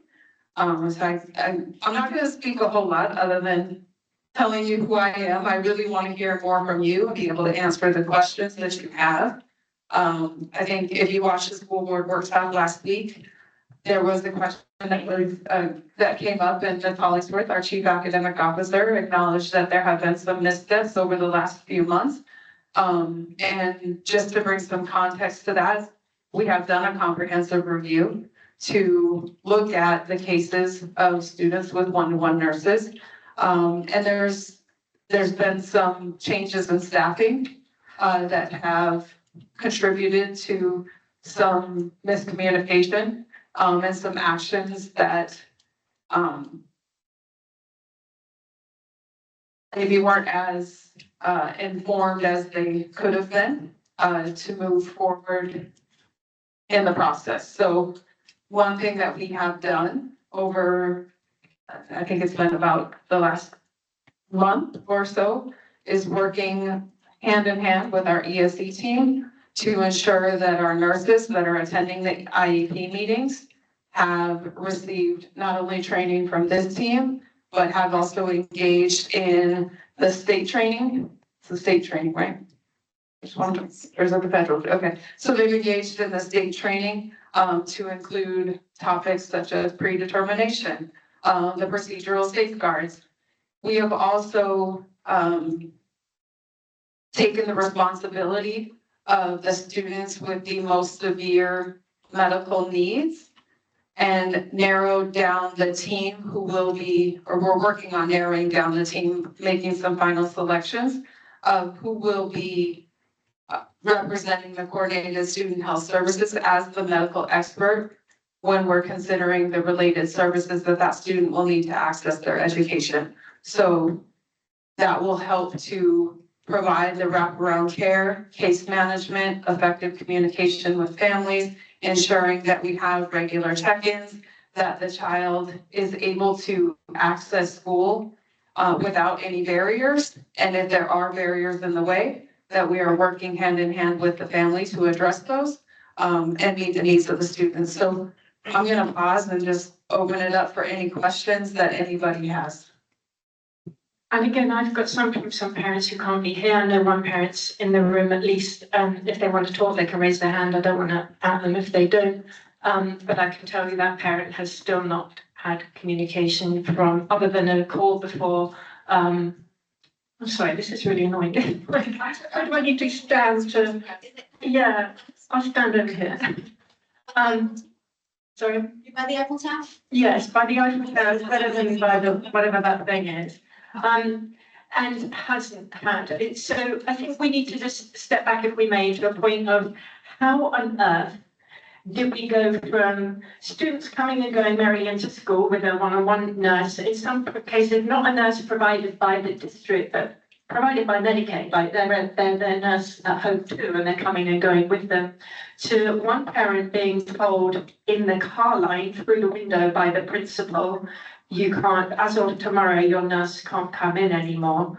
To others, another in an IEP meeting, being testing their nurse being taken away and being told, okay, well, we'll leave it up to the principal. And then it just kind of being left up to the principal to decide. That's not process. I'm not clear that it's been accounted for here, how this came about. And I think we need to be a little more specific about, there has been, I don't want to say a rogue element, but let's say a rogue element of folks who you've talked about, they've had training. Well, they had training 2 weeks ago, right? So are the folks from the nursing department and coordinated student health services who have been doing this, was it the case that they weren't trained and they just decided on budgetary grounds, or like, how did it suddenly start happening that they started taking away kids, nurses, and why? So I'm not gonna get into the details of individual cases. No, I'm not asking for individual, I get that, but I'm not asking for individual, I'm just illustrating, and I have permission to do so from those parents. Understood. Again, I don't want that. Sometimes in answering the questions, it gets into the details of individual cases.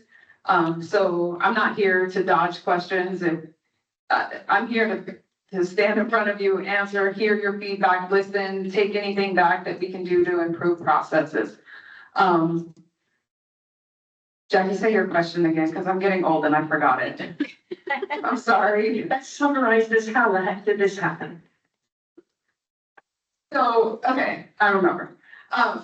Decisions regarding related services are made on an annual basis. We all, I mean, we're an ESE advisory. I know you all know that, right? They're made on an annual basis. When it comes to determining related services for, that are medically related, nursing related, things like that, we rely heavily on the orders that are provided by the doctor. And based on what the orders say, that discussion is brought to the IEP team where related services required for the child to access their education are discussed and decisions are made. So decisions made are directly related to medical orders.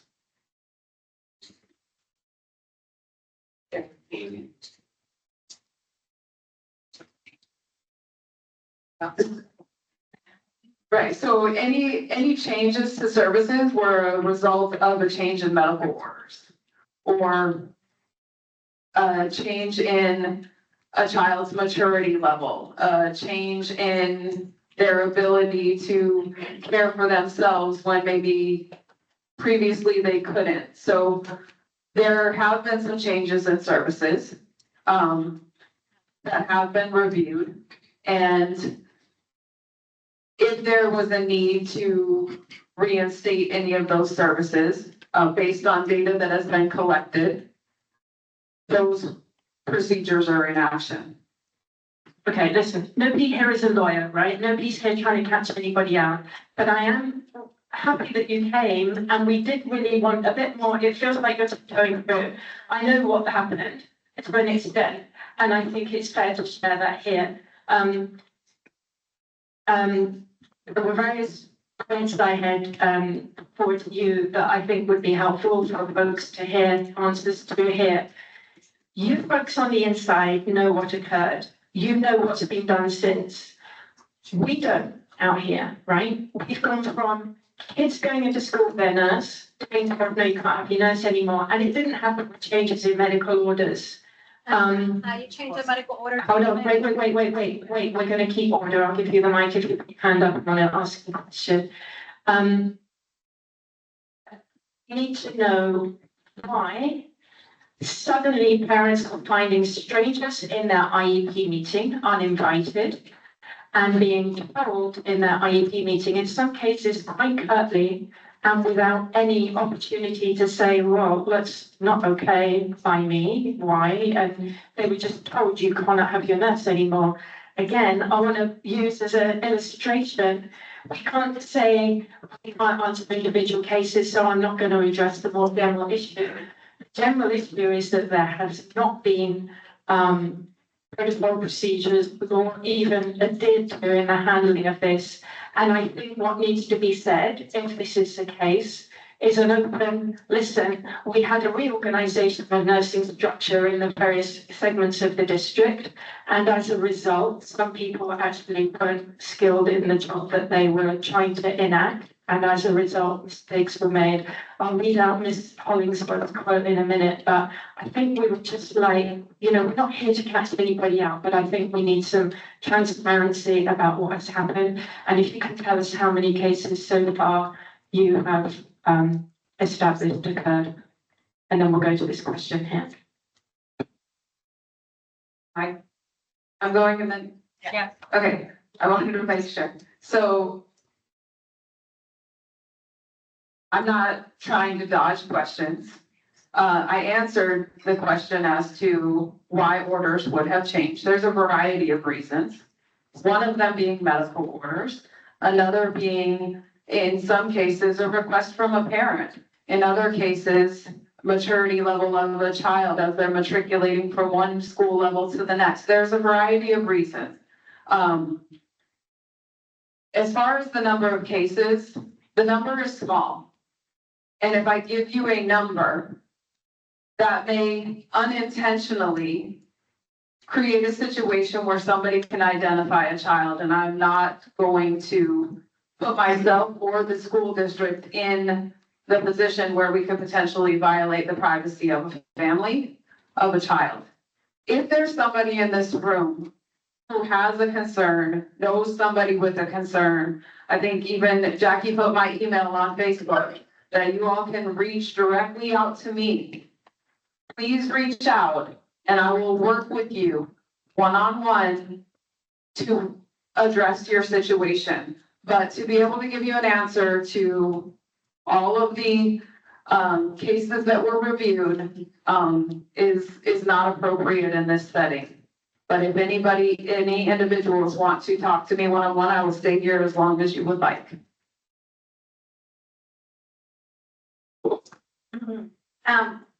I think it's important that at least we know the percentage, at least, of the cases, because we need to know how dangerous is the situation. My daughter is medically fragile. My daughter has epilepsy. If he is not, watched by a nurse or somebody that knows what they're doing, she can die. In 2 minutes, she starts an epilepsy episode, in 2 minutes, she's dead. So I think it's important that we know as parents, what's the percentage of these cases with huge mistakes? Because we know that this, the forms that the doctors send, those are sent once a year for the IUD. So I don't think we're changing medical procedures in the middle of the year. I don't think that's feasible. I don't know, maybe one parent said, well, I don't think my kid needs a nurse anymore. Maybe. But I think we should know the percentage. You don't want to give us a number, but you should give us a percentage at least compared to how many students with nurses are in the district. And what percentage of those kids with nurses have had any issues with removal of nurses or changes in their IP and file force too?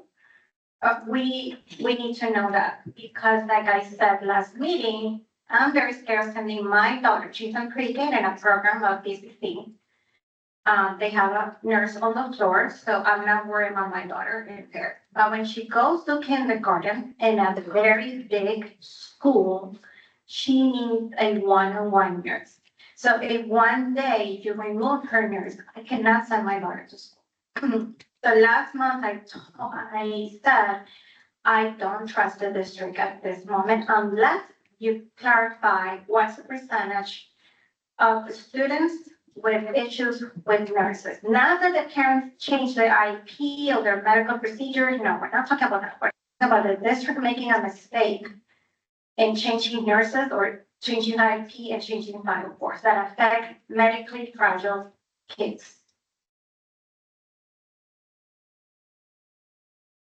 So I will share that the percent is 0.01 of changes that were made.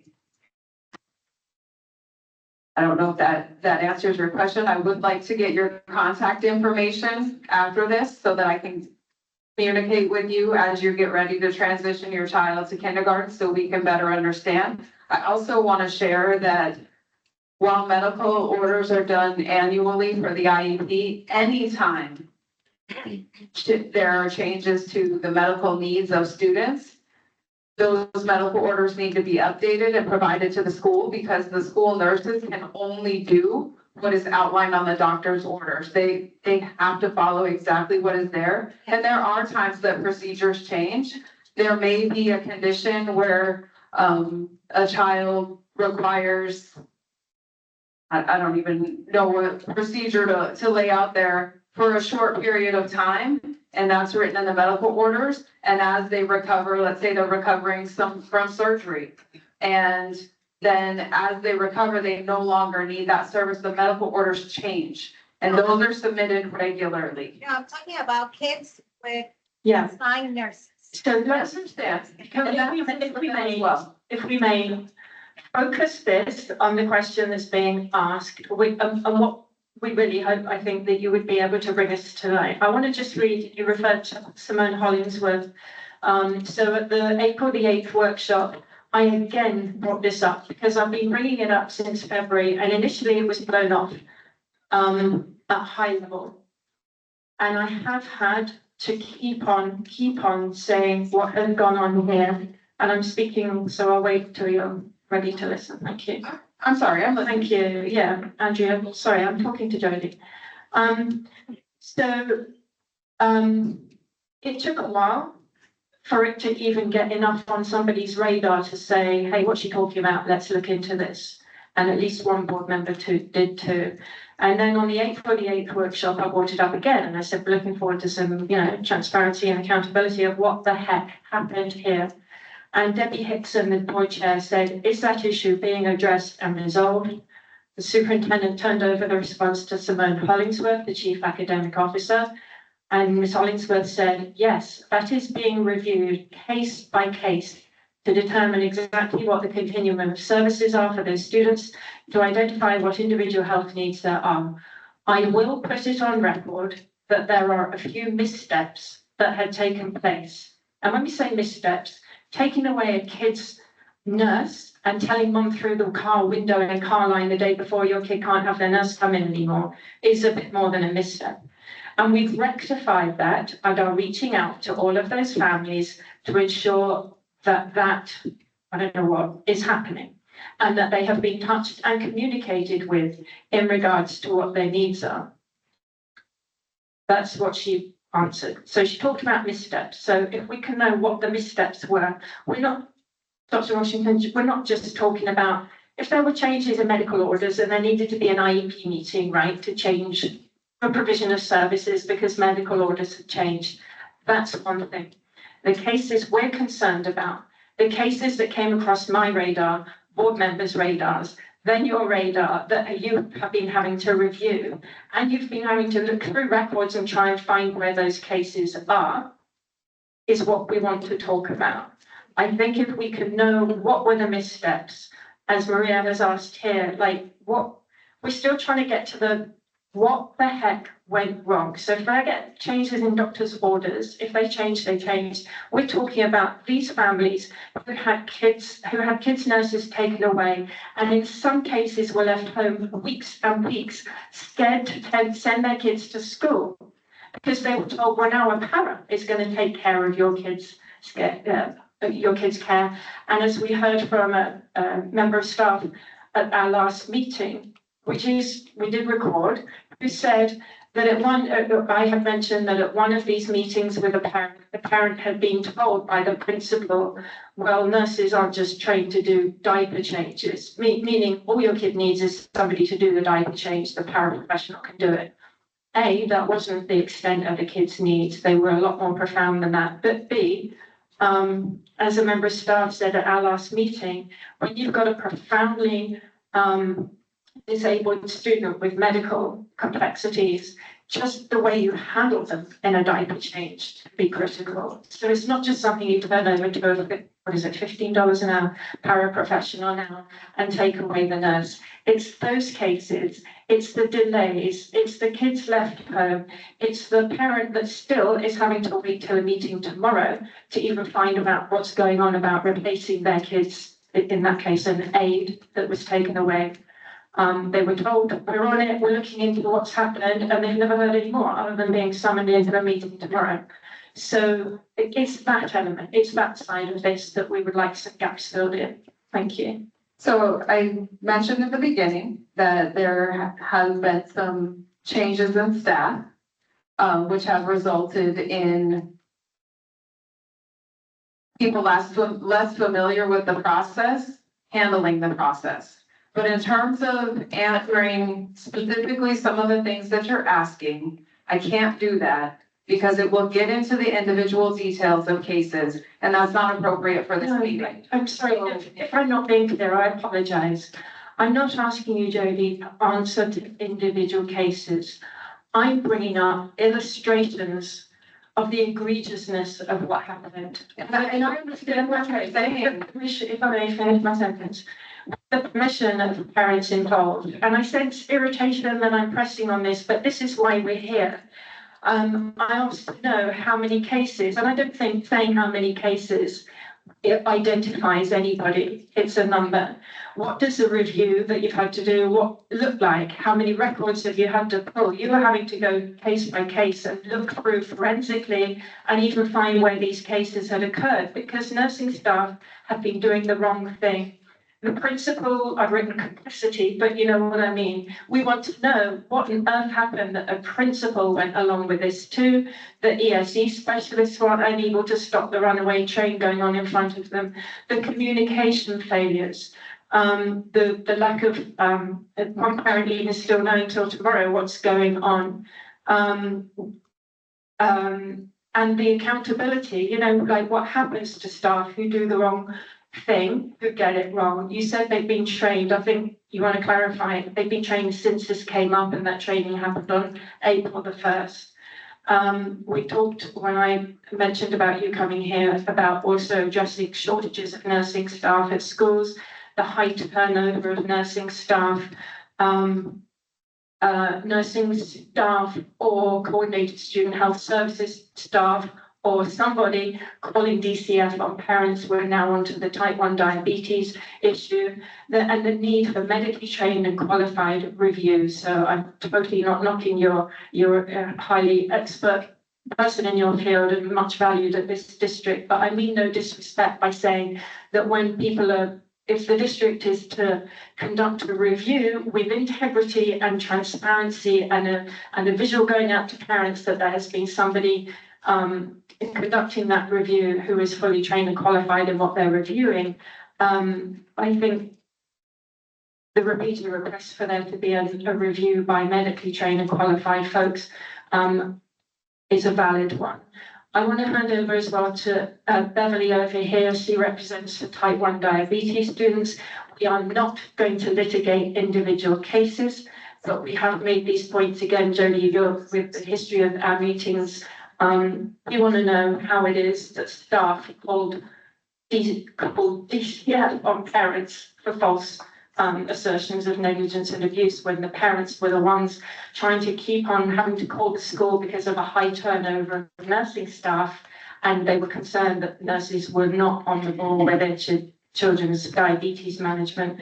All those things are pertinent, and these are the things that we wanted to be able to discuss tonight and get. And I did write an email earlier on today in another affair in which I said, sorry seems to be the hardest word in Broward schools. I think sometimes if we can just get to that point where somebody says, you know what, there were missteps, and then the next bit is, we are sorry. I think that goes such a long way. I'm going to hand over to Bevan. Thank you. So Jody and I have met for for everybody else. I am the mother of a type 1 diabetic. He was diagnosed at age 7. He is now 20.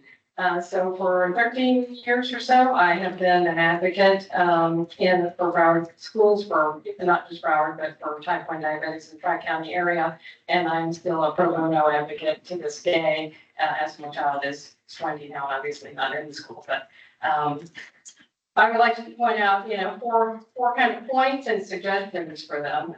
Number one is parents are now homeschooling their children. Parents of type 1 diabetes, not just one family, multiple families, due to the concerns of the nurses. I would suggest that the district perform a satisfaction survey of parents of children who use nursing services. And that might help across all these types of issues, not just the diabetics. But I think it certainly would help because I know that there are many, many concerns. My second point is the nurse turnover concerns. I know when my insurance changes and I have to go to a new doctor every year, I'm like, oh, I hate that because starting all over and explaining everything. Well, just imagine a child with a medical condition showing up at school and there's just somebody different today and they didn't know. And I understand people be out sick or whatever, so occasionally that's going to happen. But what I'm talking about is a change in the staffing that is known about, and you call when you're sending somebody else, not just a one-time thing, although we would appreciate communication of those. And I would request that it become a standard practice to notify parents when there is a nurse change. The third thing is regarding doctor's orders. Every family who manages type 1 diabetes does it differently. There are cultural differences, there are dietary differences, there are schedule concerns, there are athletic concerns. There are so many things that affect your blood sugar levels in type 1 diabetes, that no 2 days are the same. Even if you eat the same things and get the same amount of sleep. But not only are no 2 days the same, every day is not the same every day. So there's just so many variables. So I would suggest that regarding doctor's orders, that you seek to understand them and accommodate them rather than denying, challenging, and trying to change them. Then my final point is, given that there are concerns with allowing parents to communicate with their children via the cell phone for purposes of managing their diabetes only during the school day, I do not think it is reasonable, and I have not found anyone who thinks it's reasonable for you to deny that accommodation. The state has already overruled it in an IEP because, you know what?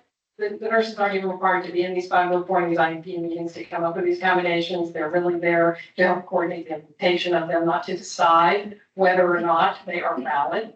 When the doctors have said that's how the parents, should be managing it, and that's standard practice in the type 1 community. But because of Broward's decision that they know better and to continue to deny this, we have taken it up not only with the Department of Justice and the Office of Civil Rights. There are open cases, and they will certainly tell you that you're wrong. But why do we have to wait for that? We've also brought it up to our state legislature, and fortunately, they agreed unanimously that you are wrong. And the new language in the bill that we got added was passed unanimously today in the House. We'll be moving on to the Senate, and I don't anticipate any problems there. And we actually modified it to not only say that if it's in the IEP and the 504, because obviously that should be, but since you've denied including it in the 504, because for some reason you know better than the doctor and the family, we actually had language added that just if the doctor says it in a note, then you have to also accommodate it. So I would suggest that you stop these practices, that you try to be more accommodating, supportive, as you present yourself at these meetings, you do present yourself as caring and passionate. I would suggest that you try to drill that down to the actual level of service and get feedback on the level of service that as it's perceived by the parents, and that you try to be more compassionate and supportive. And the DCF thing is just wow. Like, why you think you know how to manage diabetes and you think the way that it should be done is different than the way the parents are doing it, and that would ever require you to call DCF.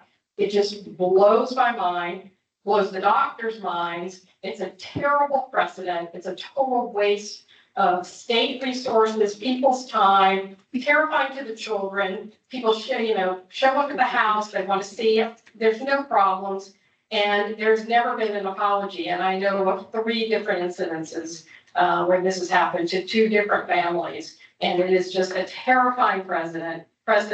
It is cruel. And in all 3 of those calls, it was completely unjustified. The cases were immediately closed because there was nothing to them.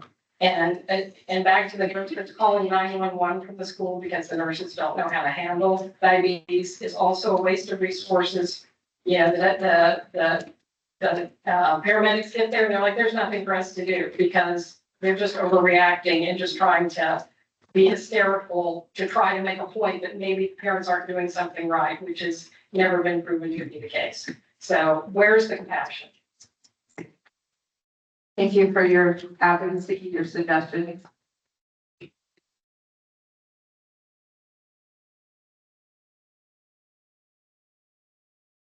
Is that a full motion, Bethany?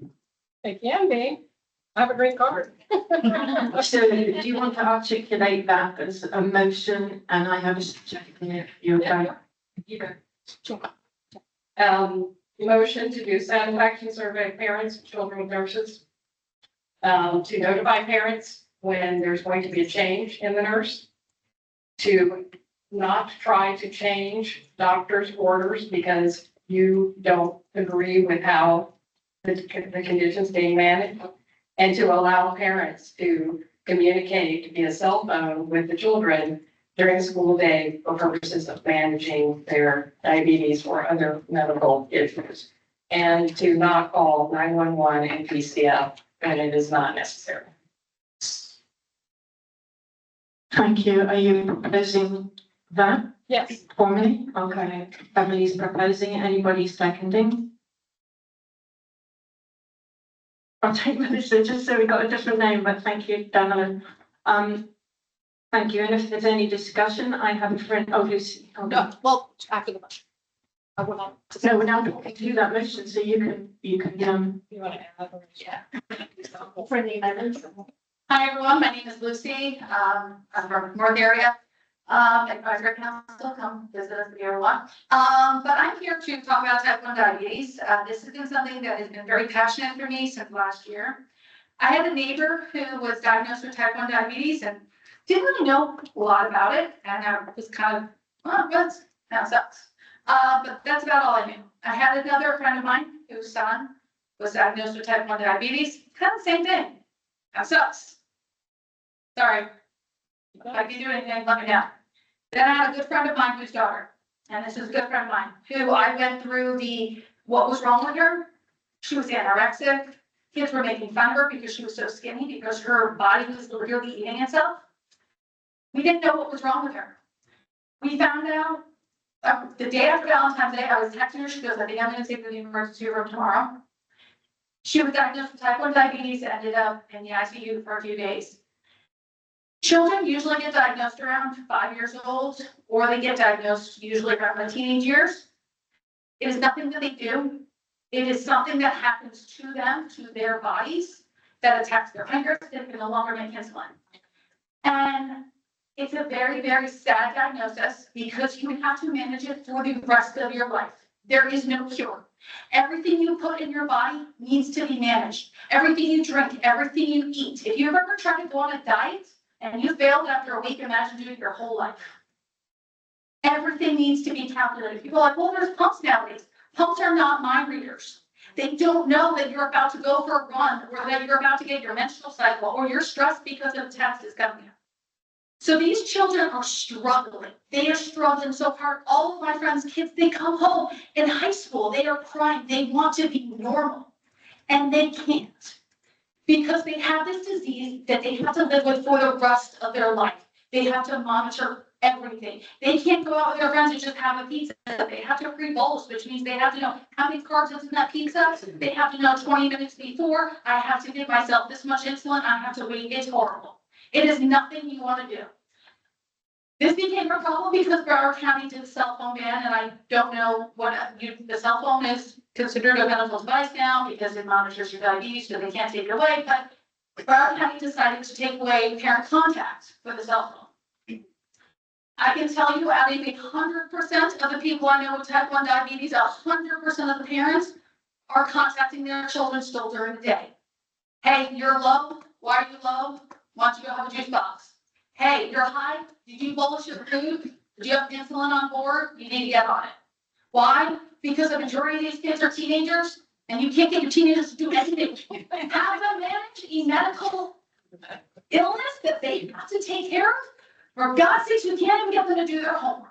Okay? It is a full-time job. You never sleep while parents are dealing with the 365. My neighbor, whose daughter was diagnosed when she was 12, she is now in college. Her roommates have to sleep with their phones not on vibrate so that when she's low, they contact her to wake her daughter up. This is an illness you never get over. Congratulations, it follows you to college.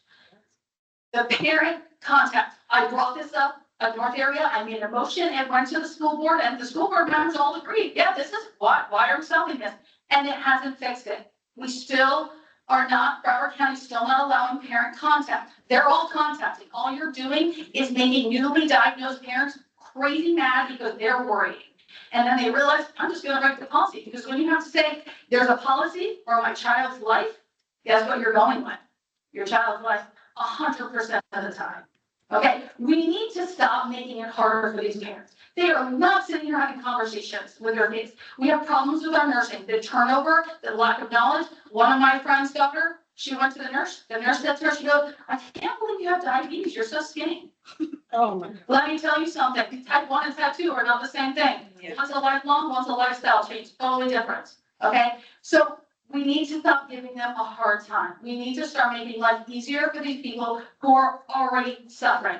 Last week, one of the phones got taken away from my type 1 diabetic friends for testing, state testing. She gets it. She turned it off because the nurse forgot to fill in the paperwork. She shouldn't have to do this. Nobody knew what she was doing. Even if she would love her mom to contact, and the nurse has no access to her desktop. So her nurse has no clue. The mom had no clue, and the daughter's phone was turned off.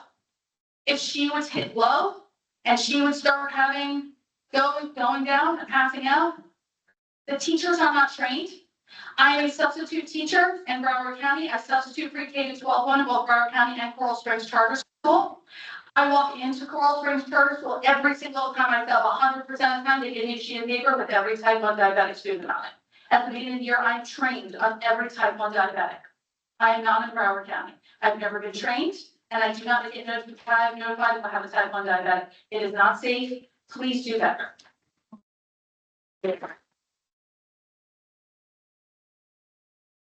Thank you so much, Lucy. We have a motion on the floor. Agree 100% with everything you said. Thank you. We're not, we could make a list as long as you're, are you accepting a friendly amendment? If so, I have one, or see if you want. I would like to add to your amendment, that the superintendent bring to a board workshop discussion of a board policy relating to cell phone accommodations for students with diabetes, to include professional input from the American Diabetes Association, and to discuss other issues relating to the care and management of type 1 diabetes in Broward schools and other nursing issues in order to reach in order to set in place comprehensive policy, procedure and protocols to ensure best practices. You good with that? Thank you very much. So that would be added to the proposal you have made. I'm going to call time on the question if we're good, so we could just take a vote. If you've still got a card, raise it in the air and you can vote. If I find now people have left the room or we haven't got quorum, Mark, if you could just do a count of 1, 2, 3.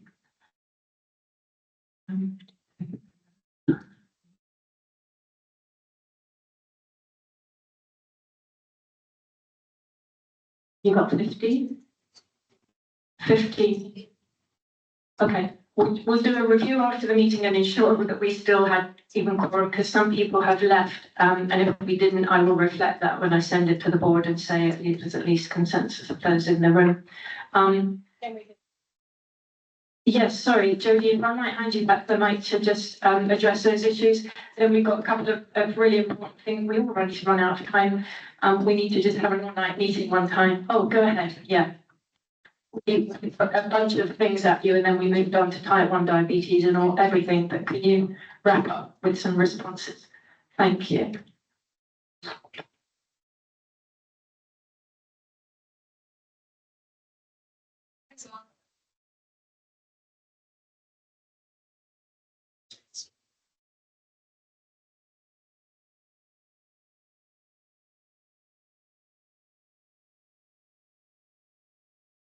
I can check if I use my teacher's voice. Yeah. Okay. Well, I'll come over here. I'll stand next to the computer and I'll answer those questions this week. Can everybody hear me? Yes. I'm gonna use my teacher voice, okay? You threw a lot of questions at me and I mentioned before that I'm getting old and I don't remember them all. So we can go one by one. I'm happy to answer them. We haven't got time to do one by one. So if the most important ones, if you want to throw them at me. Address the diabetes issue. Yeah. Start there. We're not going to go around, no, I'm chairing the meeting, we're not going around the room again. Do you have yours? Why are you denying the phones? So the phones are available for monitoring of diabetes. All the accommodations are decided in the meetings to ensure that the student can access their education. So what's the justification for denying parents from communicating with their children for managing diabetes? What's that? Sorry, are we phoning in a friend, phoning a friend? No, I was asking what she was saying. So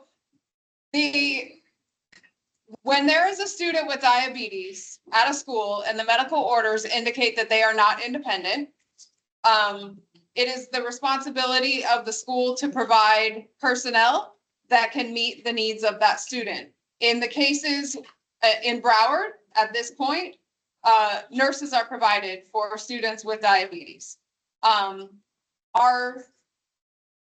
What needs to happen is that parents need to collaborate with the nurses, not directly with the child.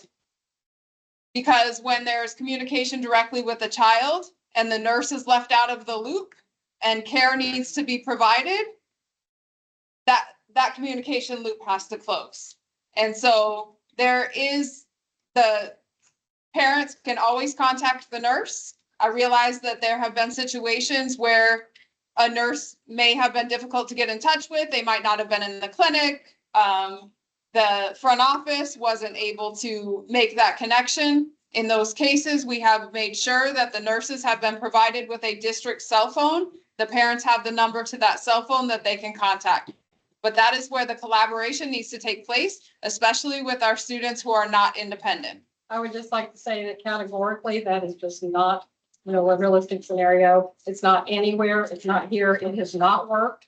As we tried that, it has not worked. It does not work anywhere, and no one else does it that way. And it will be changed in state law. So you have to just get off that course. Whoever decided that that was a way that should be done is because they do not know or live with type 1 diabetes.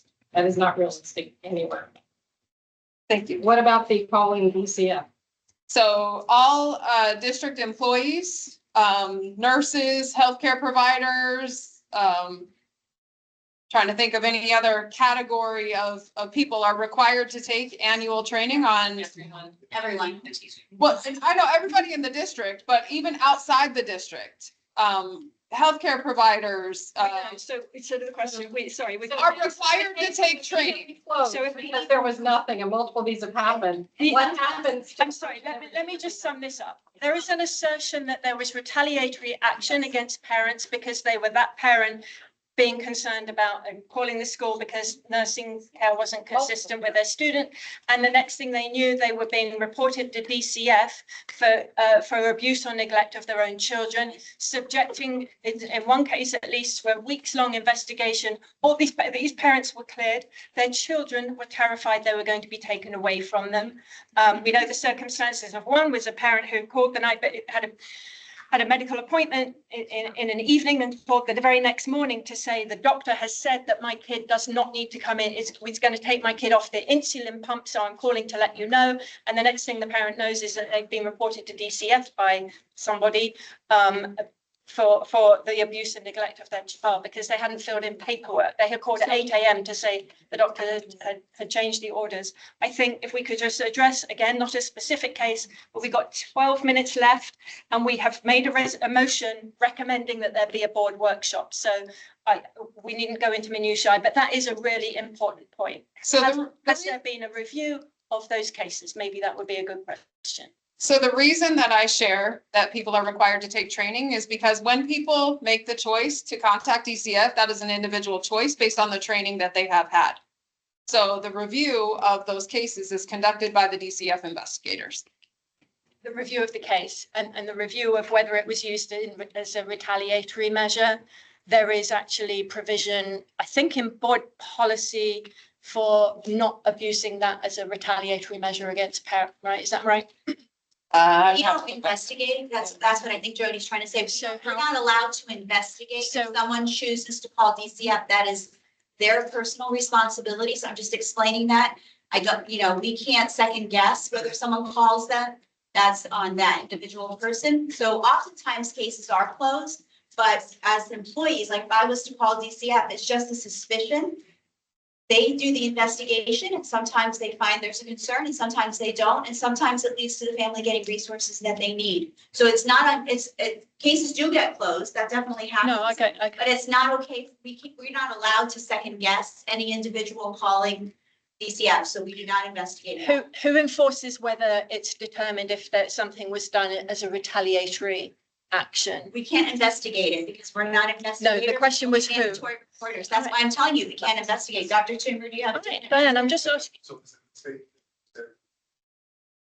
I'm just asking who is the jurisdiction that investigates? So I just know that as mandatory reporters, individually responsible for reporting. I've got that. I'm not But I don't arguing. know any, we don't investigate. Got it. You're I'm asking just trying who to get- investigates, you can't answer the question. Thank you, Dr. Turman. All right, so, I don't think.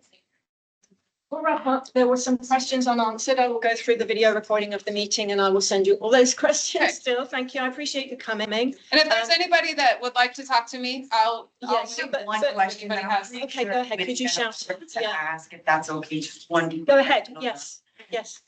Generally speaking, what are the prerequisites that you guys are giving the RNs coming on? I can't hear you. Sorry. You gotta, yeah. You're gonna have to shout. What are the prerequisites that we're Yeah. giving for RNs that come on staff? Yes, I'm just saying in general, I know a lot of times, different situations have come up. I know we can't say anything specific, so I'm Okay. gonna say general.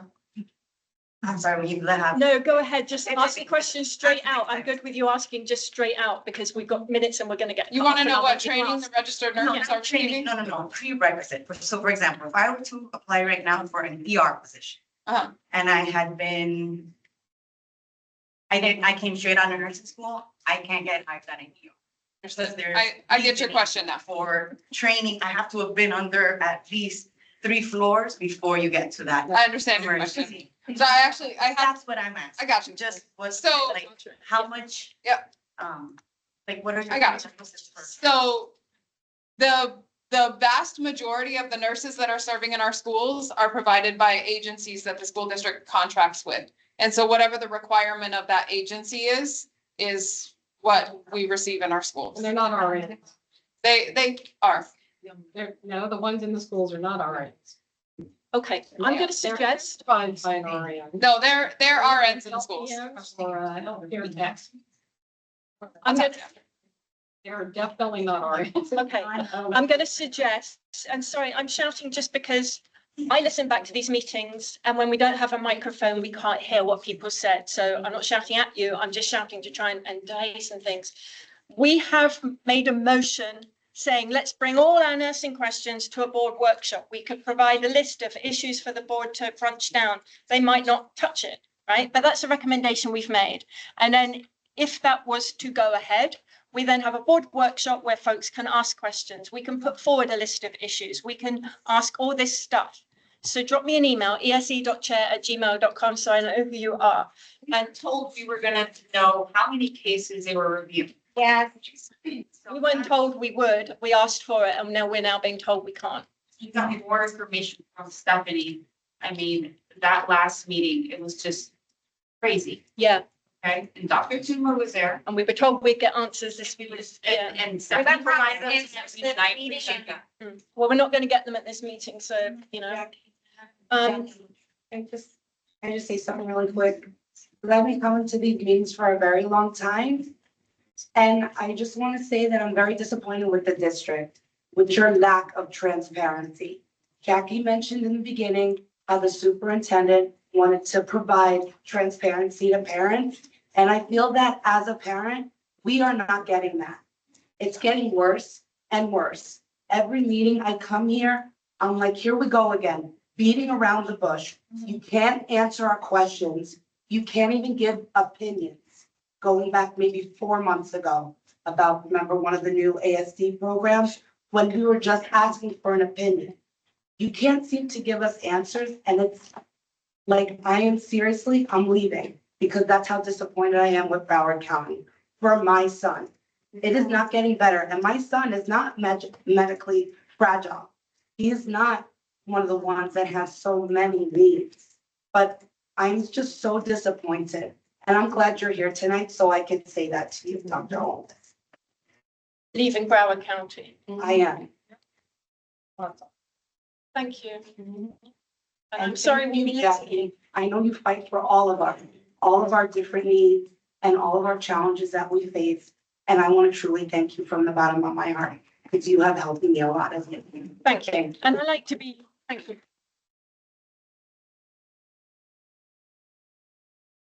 and I like to be collaborative. I will also be blunt when we're not getting answers right. So, you know, you're big enough to take it, but we are here for a reason.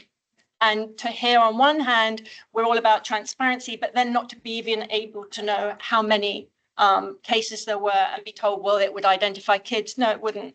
There are two really important bits of business, and I'm not saying the district's business stuff I asked you to cover isn't as well, but I have got to convene a nominations committee. We have elections at our next meeting. The positions available are chair of ESE advisory, chair, vice chair, corresponding secretary, recording secretary, and 3 at-large board members. At the moment, we're in a position of some upheaval, as you know, may know, because there's now a task force. It's called the Doge Task Force. It wasn't my name for it, but I'm arguing for it. Looking at the structure of advisories and how we can be better. And I got a ton of suggestions for that, but I've been left off that task force. So I would like to set up anyway a nominations committee. We will go ahead with our elections as we should do, and ignore what anything else might come up after. If something comes up after to change our elections, or anybody, you know, the structure of our committee, then we will deal with that after the fact. I would like to ask, Bark, you don't know this yet, but I'm going to ask, could you be on our nominations committee? Would that be okay? Yes, nod quickly. Who else have we got? Christina, I think you were on it last year, right? So you know the ropes. Thank you very much. And who else? Does anybody else want to be on the nominations committee who's familiar with this? Lucia, did you do it before? You did it before, right? So you know how to do this. And then what we would do is we will advertise those elections on our Facebook page, on our website. We will put out information so you all know if you would like to nominate, if you would like to step forward to fill one of those positions, if you'd like to nominate somebody to one, you will have an email address to submit to the nominations committee, and we'll set a date for you folks to have a meeting before the next meeting. Is everybody good with that? Okay, thank you. There's one more important thing as well over here. Steve, come on up quickly. I want to fill you folks in on the cameras in ESE classrooms. As you know, this was a 3-year pilot program run by the state, whereby parents could request a camera in a self-contained ESE classroom as an extra layer of safety for their students, because those students, most of them cannot testify as to what happened in the classroom if somebody got injured. They're non-verbal. It was a wonderful initiative. The state did not continue it. I'll hand over to Steve to summarize what's happening there. But ESE Advisory made a motion recommending that the school board adopt it in Broward anyway for itself. And because it's got the cameras, $750,000 worth of cameras already. The superintendent and school board members kind of ran with that, started crafting policy. We made input into that policy. If some of you were at our, I think, January meeting, there is a draft policy there ready to kind of put in place, bar some tweaks we would still love. But then that process was put on hold because then there was a state bill, and the superintendent felt that he would rather see what happened to the possible state legislation on this that might overtake any policy that Broward made. Over to Steve just for an update. Currently, we're in the 7th week of an 8-week session in Florida. The camera bill has a very, very low probability of passing this session. There is a very outside chance that there could be some magic done at the very last minute. It could be amended to something that's going to move. It moved very nicely through the House, went through 3 committees, all unanimously, was never heard in the Senate. So basically, all probability is that the camera bill will not be passing this session. So it'll have to be brought back next year. So it's, you know, the district, given the time of the school year that we're in now, nothing's going to happen this year. Maybe they'll do something over the summer. You know, they were supposed to be fast tracking it starting back in August, and here we are, and not going to happen. So what would we like the message to be to the superintendent? Steve, did you want to bring a motion or a suggestion? I think we just reached consensus in the room. Now, I'm sorry. Thank you. Would you like to make any suggestion as to, I get it, I've got. Did we have four or not, to immediately make a decision, you know, to either have these cameras to go ahead and reinstate the program and have cameras in classrooms starting for ESY. So there is the next school board meeting is May the 13th, 16th, whatever it is. The next school board meeting is in May. If we may ask for this to be put on the agenda. There's been plenty of discussion. They ought to be they've already decided to do it. They're just messing around, I think, with words in the policy. And unfortunately, the policy, the way it's written now, there is some issues with it, but, they've been stalling since August. Let's just do it or sell the cameras. Be done with it. No, we're not doing that. We're not selling cameras. We're getting our camera program. So let's advocate for what we want, not what we Clear, want. one of the things in the draft policy is that it's up to the district to determine if an incident occurred on the camera and whether a parent can view the incident or not. So Johnny comes home with two scratches and bruises and calling teacher hit me. And the principal says, I reviewed the video. There was nothing to see. We're not going to let you see the video. These cameras are bought with our tax monies. This is our public school. These are public employees employed for nothing but to take care of our children. And we should be able to see what went on when our kids are nonverbal. So let's ask if we may for this to go forward to the May school board meeting and for ESE, all of ESE advisories requests to be considered for inclusion in that policy. There are still some that are not. And I was going to ask as well, we've mentioned this before, for the ESE department to work with and through ESE advisory for input on the site implementation manual. So when you have a policy, you also need procedures and protocols for how to enact that policy, right? So, how often do you send out the letter to parents, even informing them that they can have one of these cameras and that kind of thing. There is a site implementation policy. I think that's site implementation manual. I apologize. And we would have some suggestions for that. So I can take that to the board if folks feel that that is the best way forward at this point. We're over time. And yeah. So good. Thank you, Steve. Yeah. Okay, thank you. As usual, folks. Diane, was there anything you wanted to wrap up with just quickly? Yes. Yeah. Oh, you had some visual assets? I had just asked for an update on two things, which was the $11 million rollover. Yeah. And we don't have time to go into detail, but I can tell you that we're on track to spend all of the unrestricted funds. We do have some funds that are designated for certain things, such as our private school services. So those may result in a rollover, but the rollover will not be impacting our general fund. Did I miss something?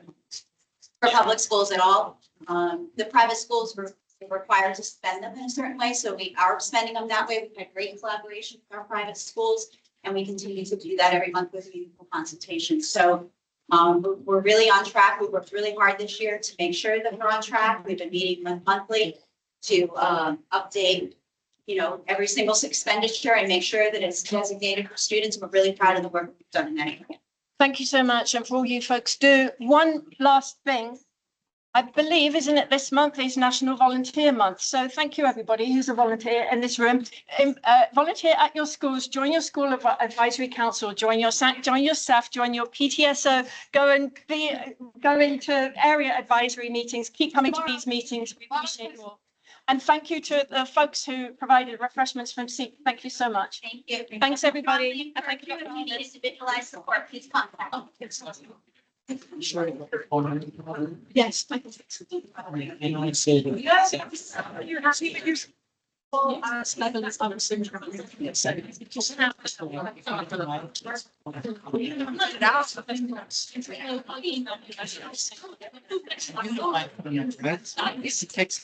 It comes to me personally. Yeah. Thank you so much for coming. Thank you for listening. Yeah.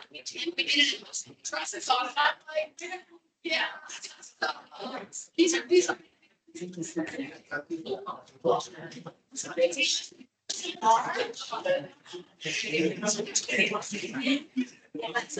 So these are